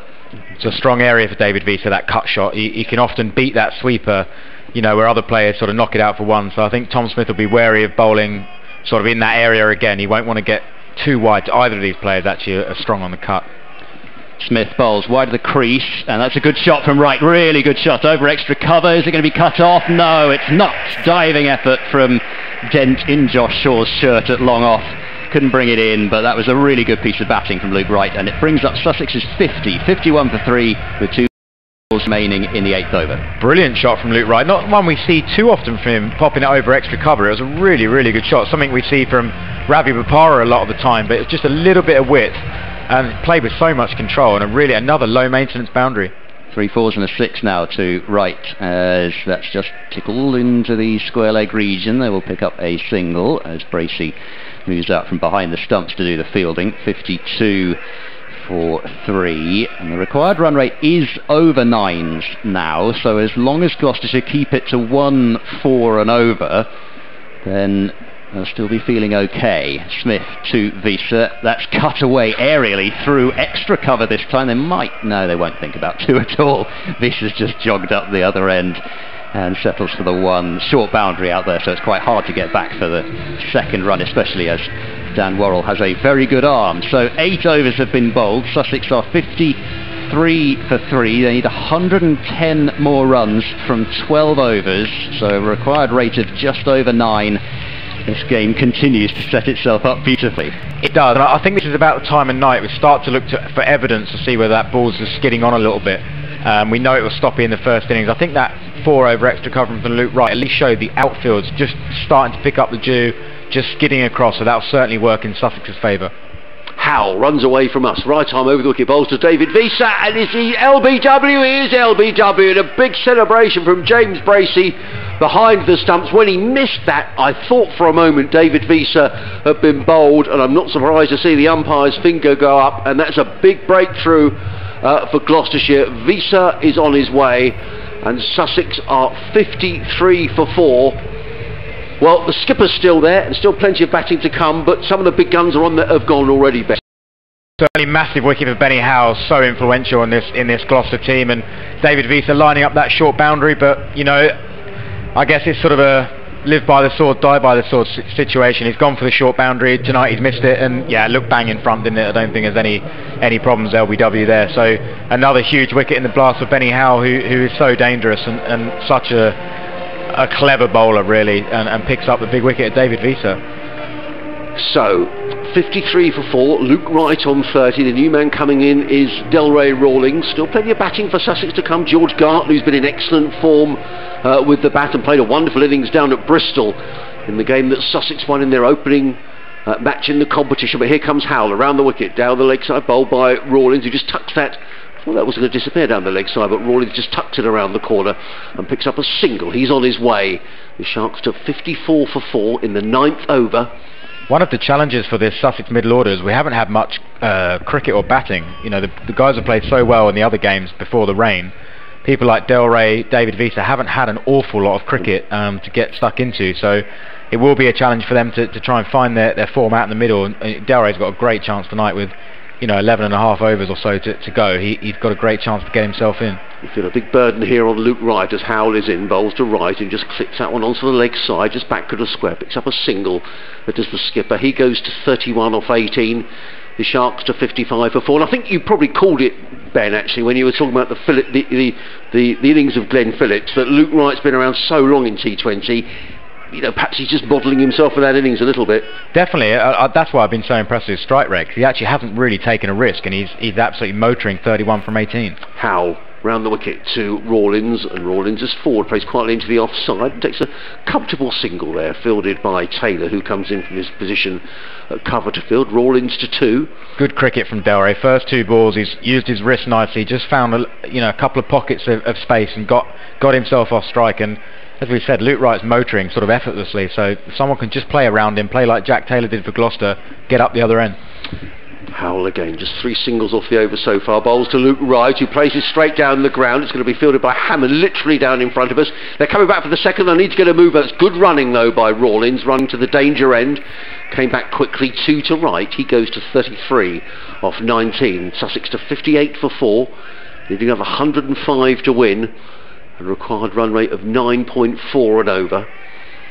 5 runs so far of this over from Benny Howell, and the big wicket of David Visa as he runs away from us. Hinton bowls and right hammers. This is in, he's caught, and that's a massive blow for Sussex. It was cut away by Luke Wright, one of his favourite shots, but straight to the man at backward point. The Sussex skipper is on his way for 33, and the Sharks are 58 for 5 and now in some trouble. Yeah, it's a huge blow, isn't it? Huge blow in this game. As you say, we now really are in trouble. Luke Wright's playing so well.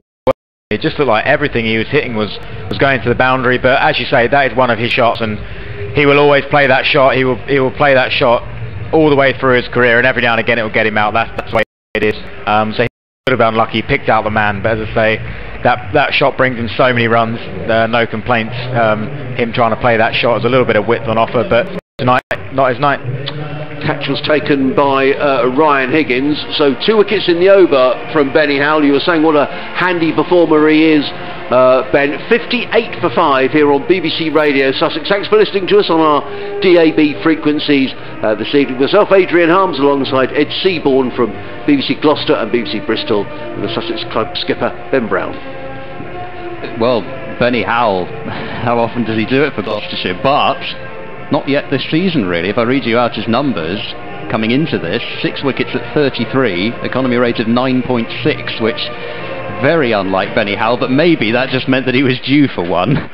So Tom Smith to continue with 2 left-handers to bowl at now with the short boundary. We'll see whether they're thinking about targeting it. Certainly not off that first delivery, as it's full up in the block hole really from Tom Smith, certainly just short of it at any rate, as Rawlins drives it away down to long off for a single. 59 now for 5. That wicket will have pleased Tom Smith more than most, wouldn't it?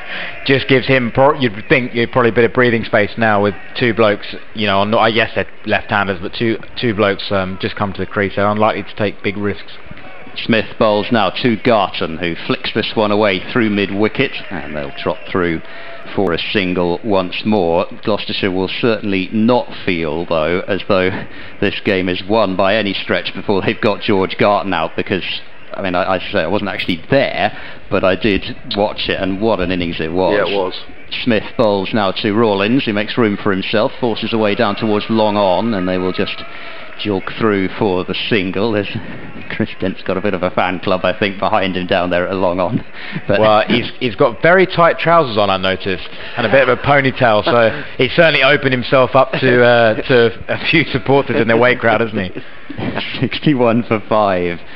As Smith moves in, left arm over, bowls, and I thought Garton was winding himself up there, but he checks his shot, rolls it down to long on, and another single is taken, and with every single, that run rate required just ticks towards 10 and over, and in fact it is just over 10 and over now, so Smith will be quite happy just putting it right up there and allowing singles. Smith switches to round the wicket. There's not really a appeal from James Bracey. He's skipped out from behind the stumps as if he was confident of a stumping. I'm not sure whether he even actually shouted. There's a dot ball though, as Rawlins tried to cut away and missed, and Smith switches back to over the wicket for the final delivery of the first 10. And this is driven away by Rawlins. Might well get 2 here. Long off has to move around quite a long way, and the throw was off balanced by Shaw at long off. No chance to prevent that second run. Pardon me, I think it's Benny Howell down there at long off. Anyway, 2 runs taken, 64 for 5 after the first 10 overs. And Rawlins and Garton both new to the crease, 6 and 2 respectively. And well, Sussex need a partnership. Yeah, it was a good over from Tom Smith, wasn't it? You know, backing up Benny Howe. As I said, you know, at the start of this sort of post-power play, you know, spell, if you like, Benny Howe, Tom Smith can be key people in this innings. We have to play well. You know, Benny Howe's already struck twice, and Tom Smith's looking hard work as well. So, really key phase of the game. Well, here comes Howell around the wicket, coming into bowl to the left-handed George Garton, who very nearly offers a caught and bowled. That was going down the leg side. I thought for a minute George was going to let that one go. No, I think he tried to paddle sweep it down the leg side and was snooker cued it straight back to Benny Howe. So it would have been an odd dismissal. There's no fine leg at all. So it's probably a sensible enough option from George Garton. Not even a 45, is there? It is wide open space.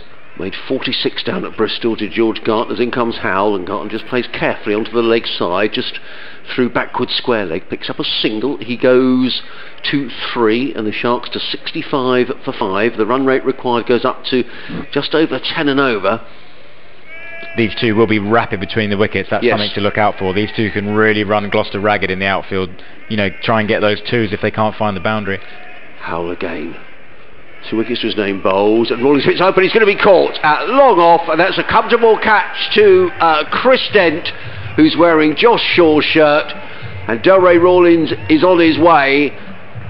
I'm always loath to be critical because it's always very easy from up here, Ben, but that was a slightly soft dismissal, I thought. Or is that unfair? No, I'm not sure really where he was trying to hit it. Yeah, I do, you know, tend to agree. It just sort of maybe got caught in your mind. It's that sort of situation, isn't it? You're a few wickets down, you need 10 and over. It looked like a shot was caught in 2 minds. You know, was he trying to go over the fielder or trying to hit it along the ground? I'm not too sure, but I think it's one of those dismissals. He'll walk off and wish he just tried to put it over the media centre rather than sort of get caught half and half, perhaps. But yeah, I think that's a very good description of what happened, and he just looked a bit disappointed. We have seen him, you know, he's perfectly capable of that, isn't it? Whacking it over to the flats behind. And that's the thing. I think it was neither smashed it along the ground or smashed it out the park. I think he just caught in that halfway position, which you know maybe is the situation of the game has caught him out. But again, he's another batter who's not had much time at the crease in T20 cricket, and it probably showed there. Yeah, and Sussex have had this break. We have to emphasise they won their first 3 games, one in country, within 3 games that were completely washed out. 1 at the Oval,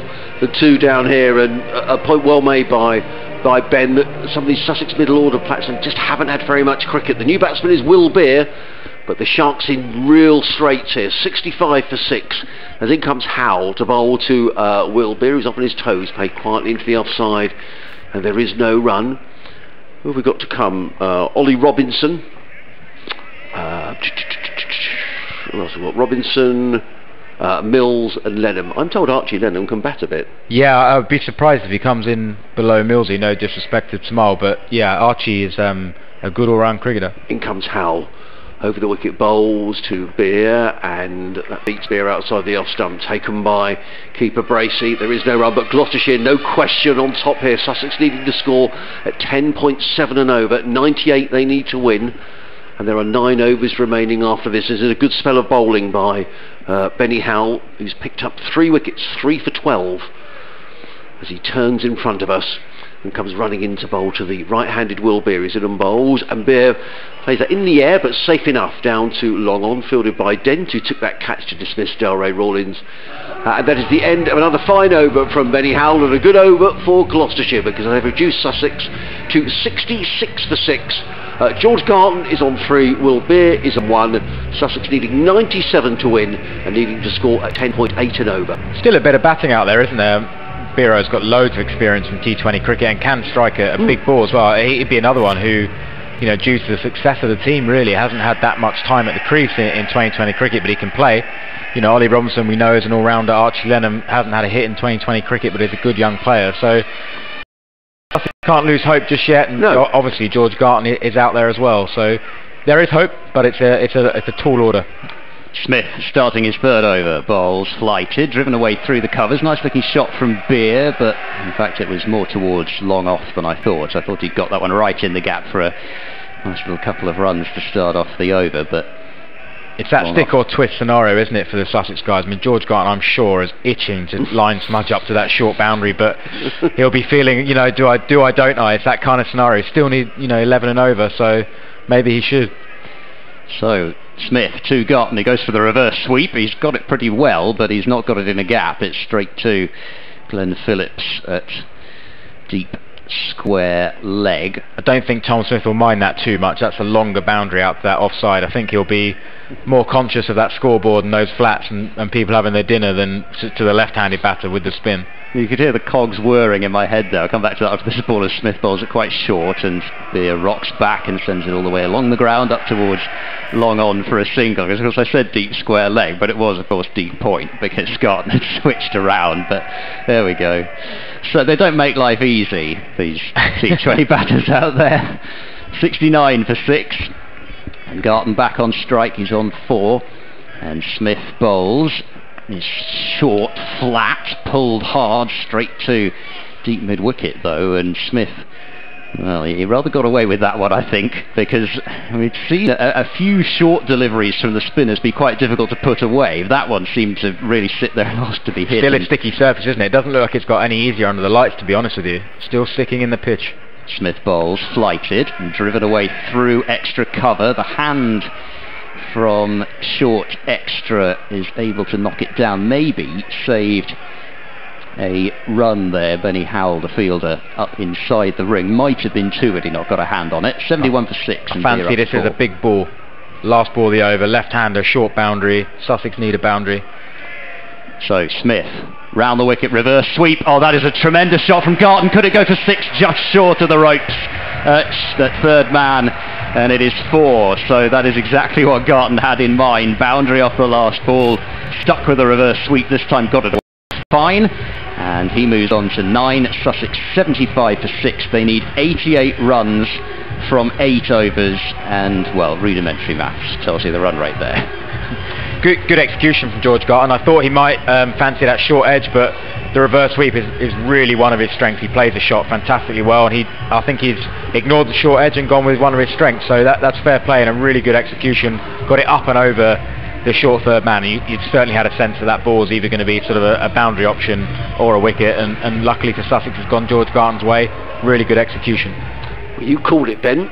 Garton to 9, 75 for 6, as Ed was saying. Here comes Howell, bowling his last over, comes in and bowls to Will Beer, and Beer plays to mid-wicket. There is no run, fielded by Smith. Elsewhere in this group, a couple of results already. Somerset have beaten Hampshire by 7 runs down at Taunton. Surrey have beaten Middlesex at the Oval by 5 wickets. Surrey the next game here on Sunday, a 2:30 start. As Howell away from us in bowls, and Beer gets runs here. Is the ball over the infield on the offside, picks up a single to the fielder on the cover boundary, who is Glenn Phillips, and his innings of 94, very much the innings of the night, coming in when Gloucestershire were in all sorts of trouble. A partnership of 124 between Phillips and Jack Taylor really turned the match on its head. Howell, keeper Bracey standing up. Right arm around the wicket, coming into bowl to the left-handed George Garton. He's in and bowls, and Garton's hit on the pad, but that was drifting down the leg side, and there is no run. Just wonder what the communication will be between Garton and Beer here, whether they feel that they can afford just to see Benny Howell out. This is his last over.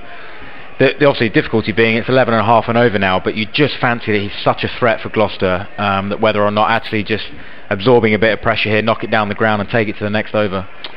Howell again into Garton, and Garton plays very straight into the covers, fielded by Taylor, and there is no run. Finally, the other game in the southern group tonight, it's raining in Chelmsford, would you believe? Kent making 167 for 9, Essex 31 for 4 after 5 overs. There's Howell, really good spell of bowling by the Gloucestershire all-rounder. He's in and bowls, and Garton is bowled, and that's a massive blow for Sussex, and it could be a mortal blow as well. George Garton is bowled for 9. The Sharks are 76 for 7.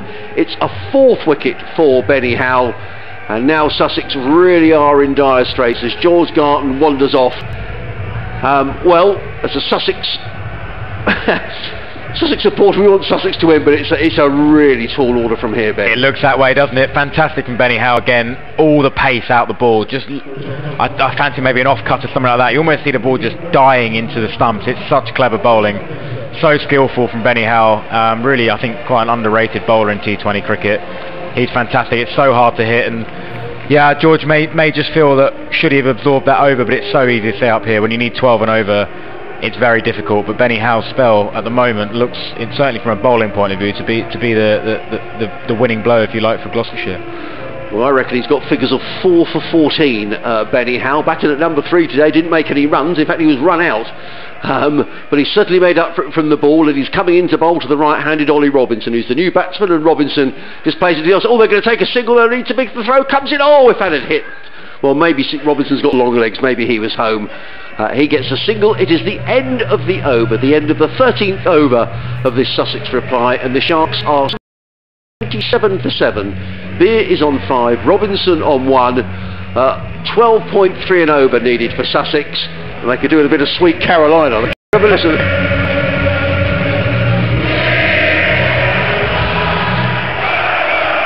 Well, fans were enjoying it. This is where sometimes the player, you wonder if half the crowd are watching you or not. You think, oh well, we might be having a bad night, but the crowd are having an absolute cracker either way, so that's what it's all about. Well, the Mexicans are loving it as well at the far end. Have they started a Mexican wave though? Well, yes, they ought to have done by now. They must have tried. Tom Smith to bowl out then, and the first delivery of his last over is turned down the ground to long on by Robinson for a single, and well, how on earth do you play it from here? Because at the same time, Sussex have a tremendous net run rate. They may not necessarily think about net run rate at this stage, but you know, do you still continue to go hard and risk a really big loss, or do you say we've still got a chance of winning this game? Smith flights it. Oh goodness me! Bracey thinks he's got a stumping, and he has. Beer is stumped, and Smith gets a wicket. Now Sussex are 8 down. What a beautiful piece of bowling that was from Tom Smith. Drew Beer into the drive, and maybe just a hint of turn past his outside edge. Bracey whipping off the bails, and that is that for Will Beer. 78 for 8, Sussex. It was a beautiful bit of bowling, wasn't it? Absolutely spot on. Little bit. He's been bowling quite quick and flat. He just took a little bit of pace out of the ball, spun past the outside edge, and Bracey did the rest. But that's a really, really good bit of bowling. I fancy Biro's looking to go over extra cover into that short boundary, but it's really tough. You know, sat here in the commentary box, you could argue that seeing out Benny Howe and Tom Smith at 6 and over would have been the better option. Even if it got to 12, 13 and over, we could then go and attack the rest of the attack. But you know, I said we'd have to play Benny Howe and Tom Smith well, and really those two have absolutely dominated the middle order there. Fantastic performance for Gloucester, and have had a really good night on a pitch which I think suits them, and they've absolutely cashed in and bowled superbly well. Well, Jamal Mills is out in the middle, will be on strike, and Tom Smith, having got a wicket to his name, be eyeing up more. I always feel sorry for Mills. He only ever seems to bat in T20 when we've had a nightmare. Yeah. Which I guess is the life of a number 10, 11 in T20 cricket. Here is Smith, bowls to Mills, he comes down the pitch and smacks him straight down the ground. What a shot that is from Mills, and it takes a really good piece of spin. No, it's not a really good piece of spin. He's let by him at long on. Well, I think the shot deserved 4, and obviously long on agreed. 82 for 8. Well, actually, the last time Ben and I were here watching Tamal bat was in the quarter-final against Lancashire. A massive 6. Yeah, he mentioned it. He mentioned it. He went miles. It was an incredible shot, wasn't it? It went into the nets, I think. Here is Smith. How does Mills follow that one up? Comes down the pitch again, tickles that one away down towards short fine leg. David Payne will do the fielding quite comfortably this time. 83 for 8. I was thinking actually about the equivalent for Gloucestershire in terms of Josh Shaw at number 10. So he's had, unless I'm barking up the wrong tree, 1 ball to face in the tournament, and he had to hit a 6 off it to win against Kent, and yeah, not easy, of course, as the next delivery is driven straight back to Tom Smith. Well, I was laughing. Sorry, I was laughing last year with Danny Briggs, who's a pretty accomplished lower order batter. He's faced about 90 balls in his entire T20 career, and he must have played 100 games, 150. Smith bowls, slog sweep comes out. Is it in the gap? It's swerving towards the fielder at deep square leg, and in the end they are just getting through for singles. So it's a good arm from Glenn Phillips, isn't it? Oh yeah, well, he is, come to know Glenn Phillips over the few games in terms of his fielding as well. He is always one of the boundary riders right from the start. To be out there, the two Dent's brilliant. So quick across the turf. Dent's a brilliant fielder, isn't he? All round, great catcher, great ground fielder, really impressive fielder. So 14 overs gone, Sussex 84 for 8. I would love to know what they're making of his tight trousers down there. He just comes to field in front of us. They look like a small to a medium at best. He's a good athlete with strong legs, but I would imagine the Hove crowd haven't seen it that way. He hasn't got Josh Shaw's trousers on, that's for sure. He's got his shirt on, but not his trousers. Well, it's going to be David Payne who bowled a really good spell first up for Gloucestershire. 2 overs, 1 maiden, 2 for 6, a wicket maiden he took. So it's going to be 84 for 8. David Payne. David Payne, I'm sorry. Yeah, 2 overs, 1 maiden, 2 for 6. Payne, left arm, over the wicket, comes in and bowls to Ollie Robinson, who pulls this one away on the leg side and picks up a single. He goes to 4. The runs required for Sussex, 78 to win. They need to score at 13.4 and over. Crowd are singing about something. I'm not too sure what that's about. Perhaps I better not listen. Well, Hey Jude was ringing out in between the overs, wasn't it? But I don't know what that's extended to now.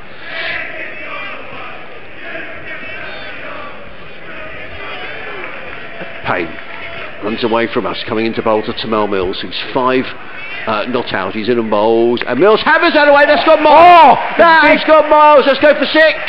Whoa! Oh, well, it's fallen over in the sponsor's tent. Yeah, it's been held by a gentleman over there in a jacket. He caught it, fell over. Brilliant. That did well. He deserves something for that. It's one of our Players Club members. I just can't see who it is. He's got the Players Club jacket on. He's with Dave Day down there. What a catch. Brilliant catch, wasn't it? What a big... Well, we said Tamel likes hitting 6s. It went massively high in the air, didn't it? But it had the distance as well. What a great blow from Tamal Mills. I said he should be up after Archie Denno. I'm eating my words. Well, he goes to 11, does Tamal Mills, off just 3 balls, 91 for 8. As Payne's figures take a bit of a battering with that shot from Mills. In he comes, ball, full toss. And that's going to be 4 more. Thick outside edge, all the way down to 3rd man. So, some late order resistance here for Sussex. The Sharks go to 95 for 8 and Tamal Mills 15 off 4 balls. This is worth a ticket anyway. Tamal Mills swinging it all over the place. Wow. Career best. Love to see it. Is it really? It is, yes. 15. You'll have to tell him that, Ben. He'll know. We know who you're interviewing, probably, don't you, Adrian? Right. Runs away from us. He's in and bowls to Mills, who drives handsomely into the offside, picks up a single, filled out there by Taylor. Mills goes to 16, 96 for 8. He does work at his batting, though. I mean, we talked about earlier, he had all that time injured. One of the first things he could do was actually have a bat, not a bowl. So he has worked at his batting, so, you know, maybe it shouldn't be such a surprise. And he hits a long ball. We have seen that. I'd love to see this cameo continue. It wouldn't be great entertainment. In comes Payne to bowl to the right-handed Ollie Robinson. He's in and bowls, and Robinson drills that away on the offside. Is he going to be caught? No, he's not. It's going to be a couple more runs. Robinson will have to get a move on his way back to the striker's end. That one went backward and square on the offside. Not at all where Ollie Robinson intended it to go, but at this stage it doesn't really matter. He goes to 6, 98 for 8. I always feel these are periods of time I just feel for the opposition captain. I've been there myself. You just see, it feels like it's just chaos. You had control of the game and suddenly balls are flying everywhere. Fielders running all over the place. Payne in, bowls to Robinson. He hits him on the pad. The ball ricochets out into the offside. Tamal Mills says no run there, Ollie. I fancy the strike. End of the over. 98 for 8. So 5 overs remaining. Sussex needing 65 to win. They need to score at 13 and over. There's 3 batsmen who've batted on a different pitch so far today. Glenn Phillips, Luke Wright, and Tamal Mills. Tamal Mills now.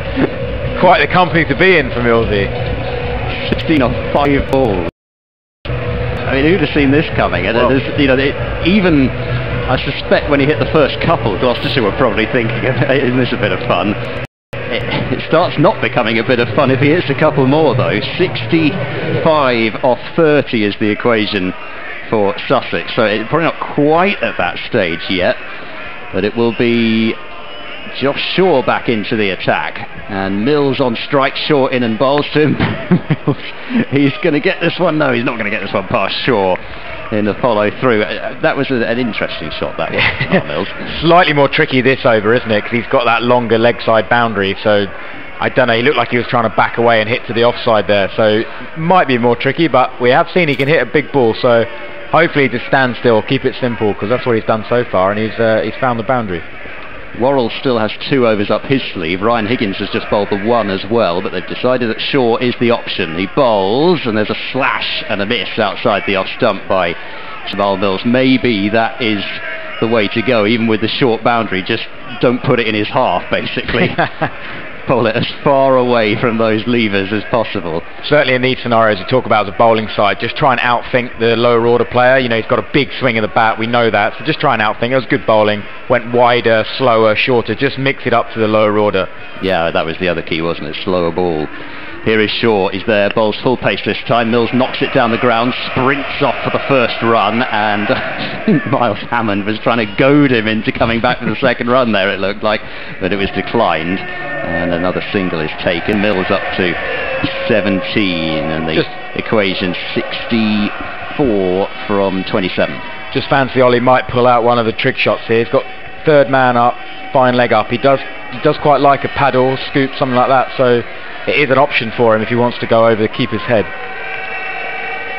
Oh, Shaw bowls to him, and Robinson backs away, cuts this one hard. There'll be 4 runs through backward point. So Shaw is stuck with the same plan to try and keep it out of the half of Mills and Robinson, but that one was pace on, and Robinson used every bit of pace to cut it away for 4.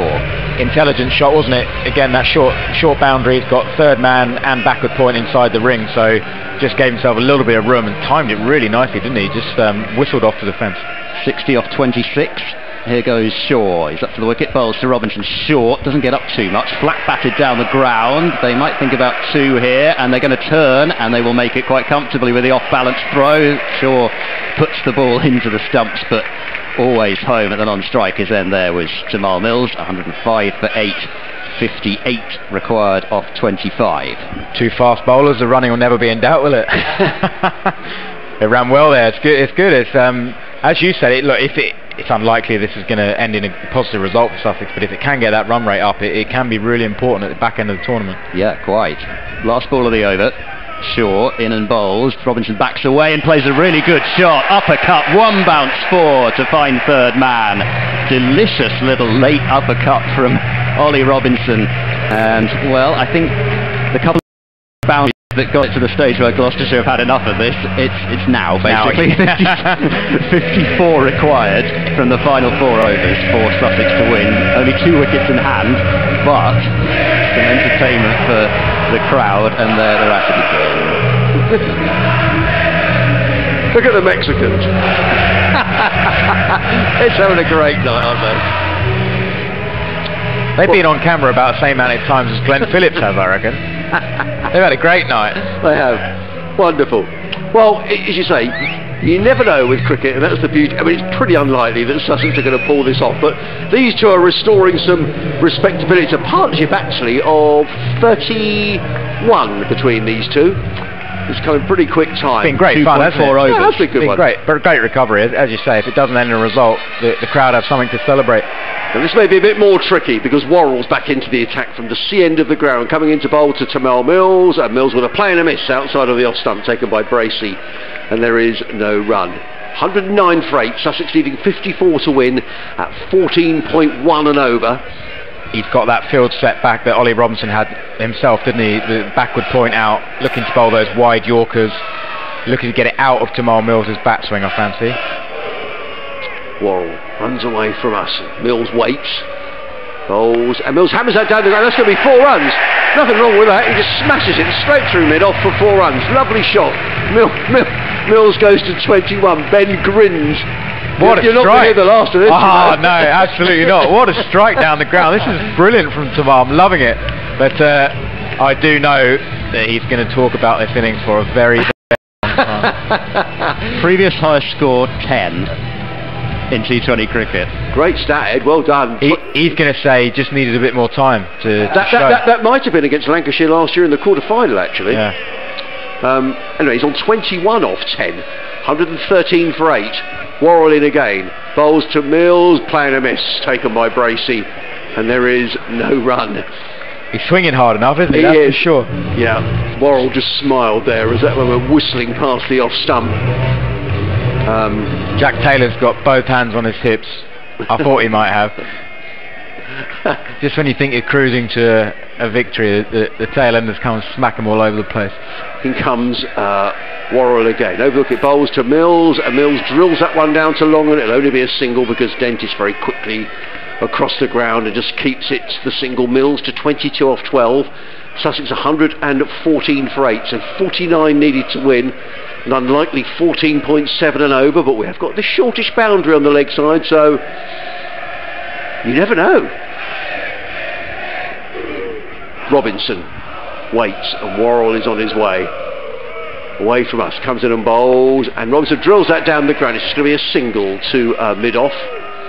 Ollie Robinson goes to 17, and the Sharks to 115 for 8. 48 needed to win in, what's that, 19 balls? You have to say this has been a very impressive bowling performance up to now, though, hasn't it, from Gloucestershire? It really has. And a very good all-round performance, considering where they were, losing those early wickets. In again bowls, and played by Mills, again nicely to extra cover, picks up a single. He goes to 23, does Tamal Mills. It's the end of the over, 116 for 8. Mills on 23, Robinson on 17. Sussex needing 47 to win in 3 overs at the rate of 15.7. I mentioned what you said earlier on, Ben. You said, you know, you like Gloucestershire as a county, and I don't mean this in any way demeaningly with Ed here as well, but they seem to be a sort of very good cricketers. No sort of superstars perhaps, but just a very good collective team. Would that be right? Definitely, and I think the sum of the parts and all that sort of cliche, they always add up to more than perhaps you think they will. I think they have a great spirit about them. They're a close-knit group. They look after their players really, really well. I just think they're a great club, and they are starting to produce players that are knocking on England's door, like James Bracey. Sure. Ryan Higgins replacing Josh Shaw, and he bowls one right up in the block hole. And what's that come off? Did that come off his pad and loop back to the bowler? No, it didn't. Ryan Higgins is always going to inquire. You can be sure about that. That was what he was hoping for, but it must have gone into the ground off the inside edge and looped up to Ryan Higgins. So a dot ball to start off with. And the one thing that I would say though is that last ball of the previous over from Worrell, I think, was the first Yorker, real straight at the stumps Yorker that was attempted. Higgins bowls, that was the Yorker, and he's got a skewing under edge down to the fine leg boundary for 4. Absolutely nothing that Higgins did wrong there, but Mills gets 4, and it is now 43 from 16 required. He might top score here. He might top score, Ben. Now that's a problem for everyone in the dressing room, not me. You're saying Ollie Robinson would like to run him out, because I think Gloucestershire would be quite happy with that about now. It's brilliant, I love it. Higgins bowling now to Mills, and it's right under the block hole and off stump has disappeared, and that is the end of a fantastically entertaining innings from Tamal Mills. 27 from 16 balls, 4 fours, 1 6, but Ryan Higgins getting that Yorker right. Mills couldn't get down on top of it, and Higgins gets his second wicket. Sussex 120 for 9, and we'll get a warm reception, I'm sure, as he walks off here, Tamal Mills, because at the very least he has really helped out Sussex's net run rate there. Absolutely, a great cameo from Tamal. That was such good viewing. Played in a great spirit. He works hard at his batting, and he'll have really enjoyed that, and I can guarantee you he'd have enjoyed it more than his wickets. Oh, look at Archie Lenham. What a moment for him, Ben. Brilliant. Now we thought this, we played a pre-season game and against, or sort of with the academy, and we thought that, look at Archie Lenham came out, 15 years of age, and smashed us everywhere. Really? Yeah, it was a 2-day scenario, and he got 50 off 30 balls. I did say to him, I said, what's your granddad Les going to say about that? He's a very traditional player from back in the day. I said, you can't be scoring 50 off 30 balls. He said he'd tell him off. Oh, wonderful though, isn't it? Fantastic 60. talent, this lad. Fantastic talent. He can bat. It'd be lovely to see him play a cameo here. So Higgins, 3 balls remaining in this 18th over, and this forward defensive shot back there you go. to the bowler. Very get him in the championship team. Look at that. Nothing wrong with that, Ben. I tell you, he can play. We were surprised that Stuart Meeker bowled really quick, short as well, and he pulled in front of square. He drove through extra cover, and as I say, he looked a superb player. So got a lot of personality and character as well. I thought the way he bounced back from that 6 from Glenn Phillips actually was impressive. Higgins up to the wicket, bowls to Lenham. That's a filthy high full toss. Lenham's going to get off the mark as he turns that one away into wide mid-wicket. Robinson says, stay there. He's a cult figure in Hove already. He is. There's a huge ovation for his first run for the club. I'm sure it will be first of an awful lot of runs he'll score for Sussex. Fabulous. The striking height difference as well. It barely came up to Robinson's elbow as he walked out there.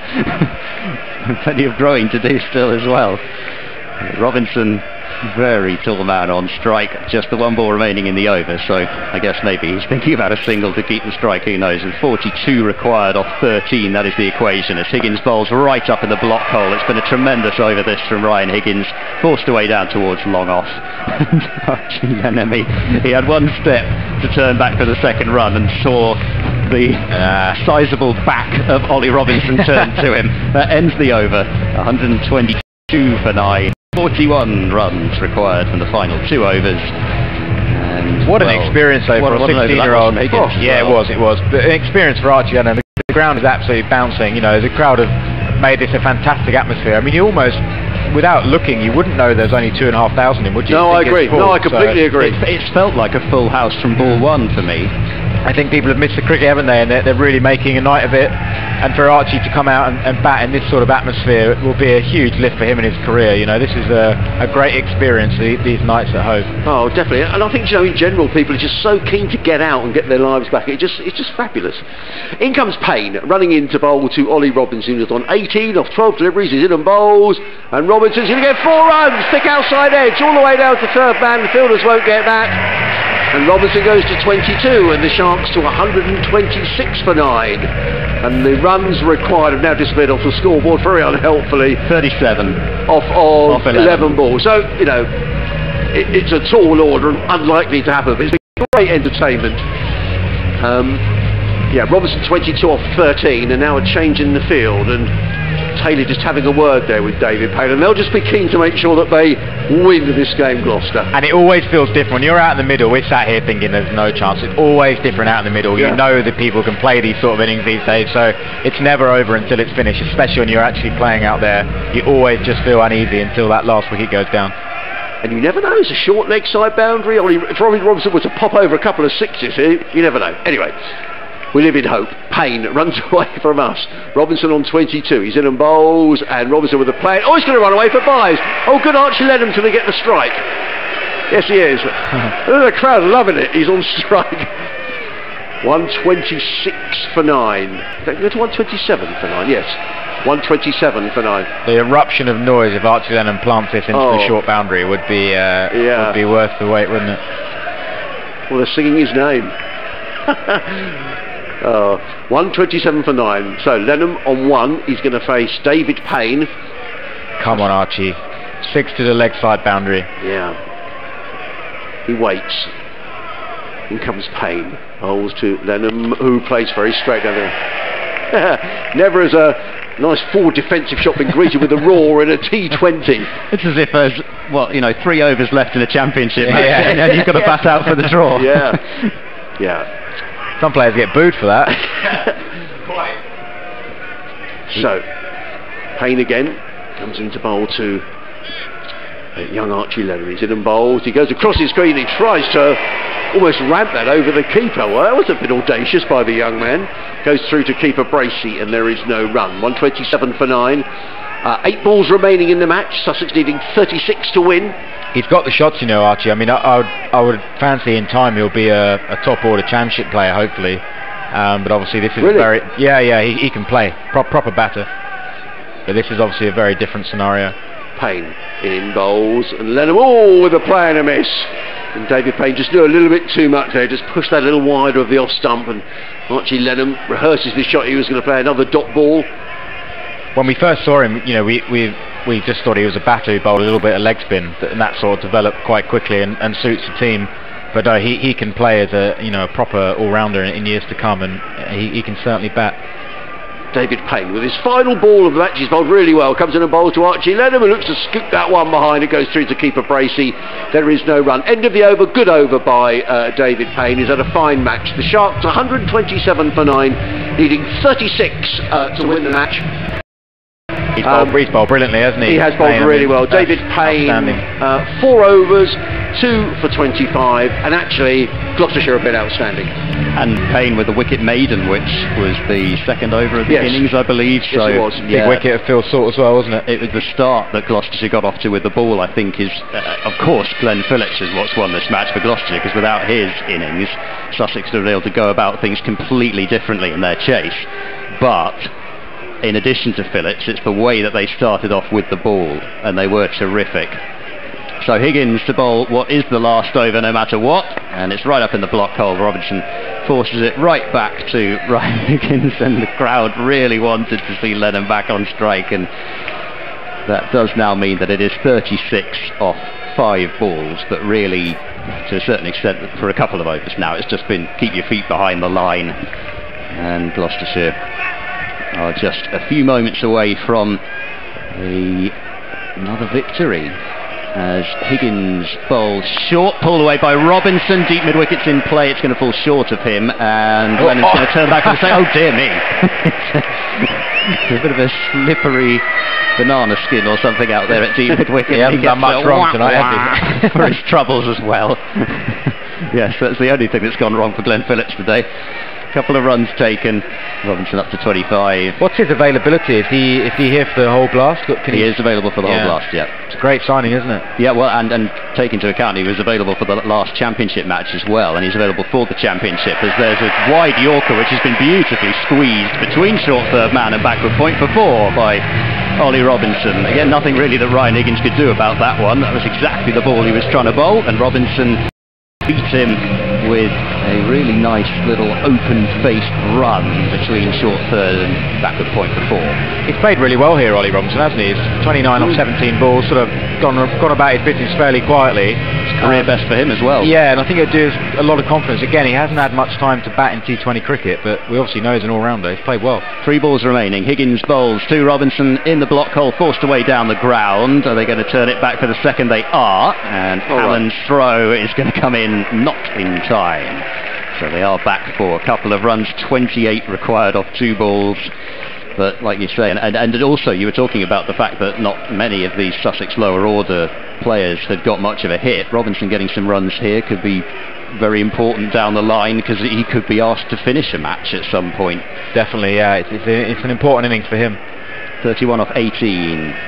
Here is Higgins, penultimate ball of the match, and it's the last ball of the match as middle stump has been uprooted, and Ryan Higgins gets his 3rd wicket, and Gloucestershire have won this match. They've won it by 27. No, they haven't won it by 27, they've won it by 29 runs, and that is a comprehensive win for Gloucestershire.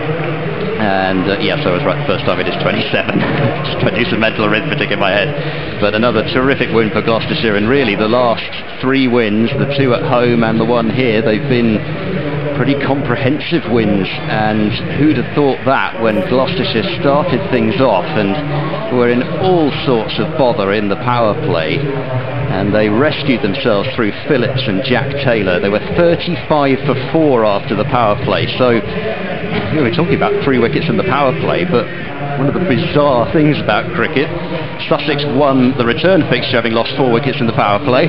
Gloucestershire have won this one losing 4 wickets in the power play. A terrific win that for Gloucestershire, and it really does set them up for the rest of the competition now, because if they'd have lost this one, it's starting to look down really, and looking with worried faces at the likes of Somerset and potentially Essex as well.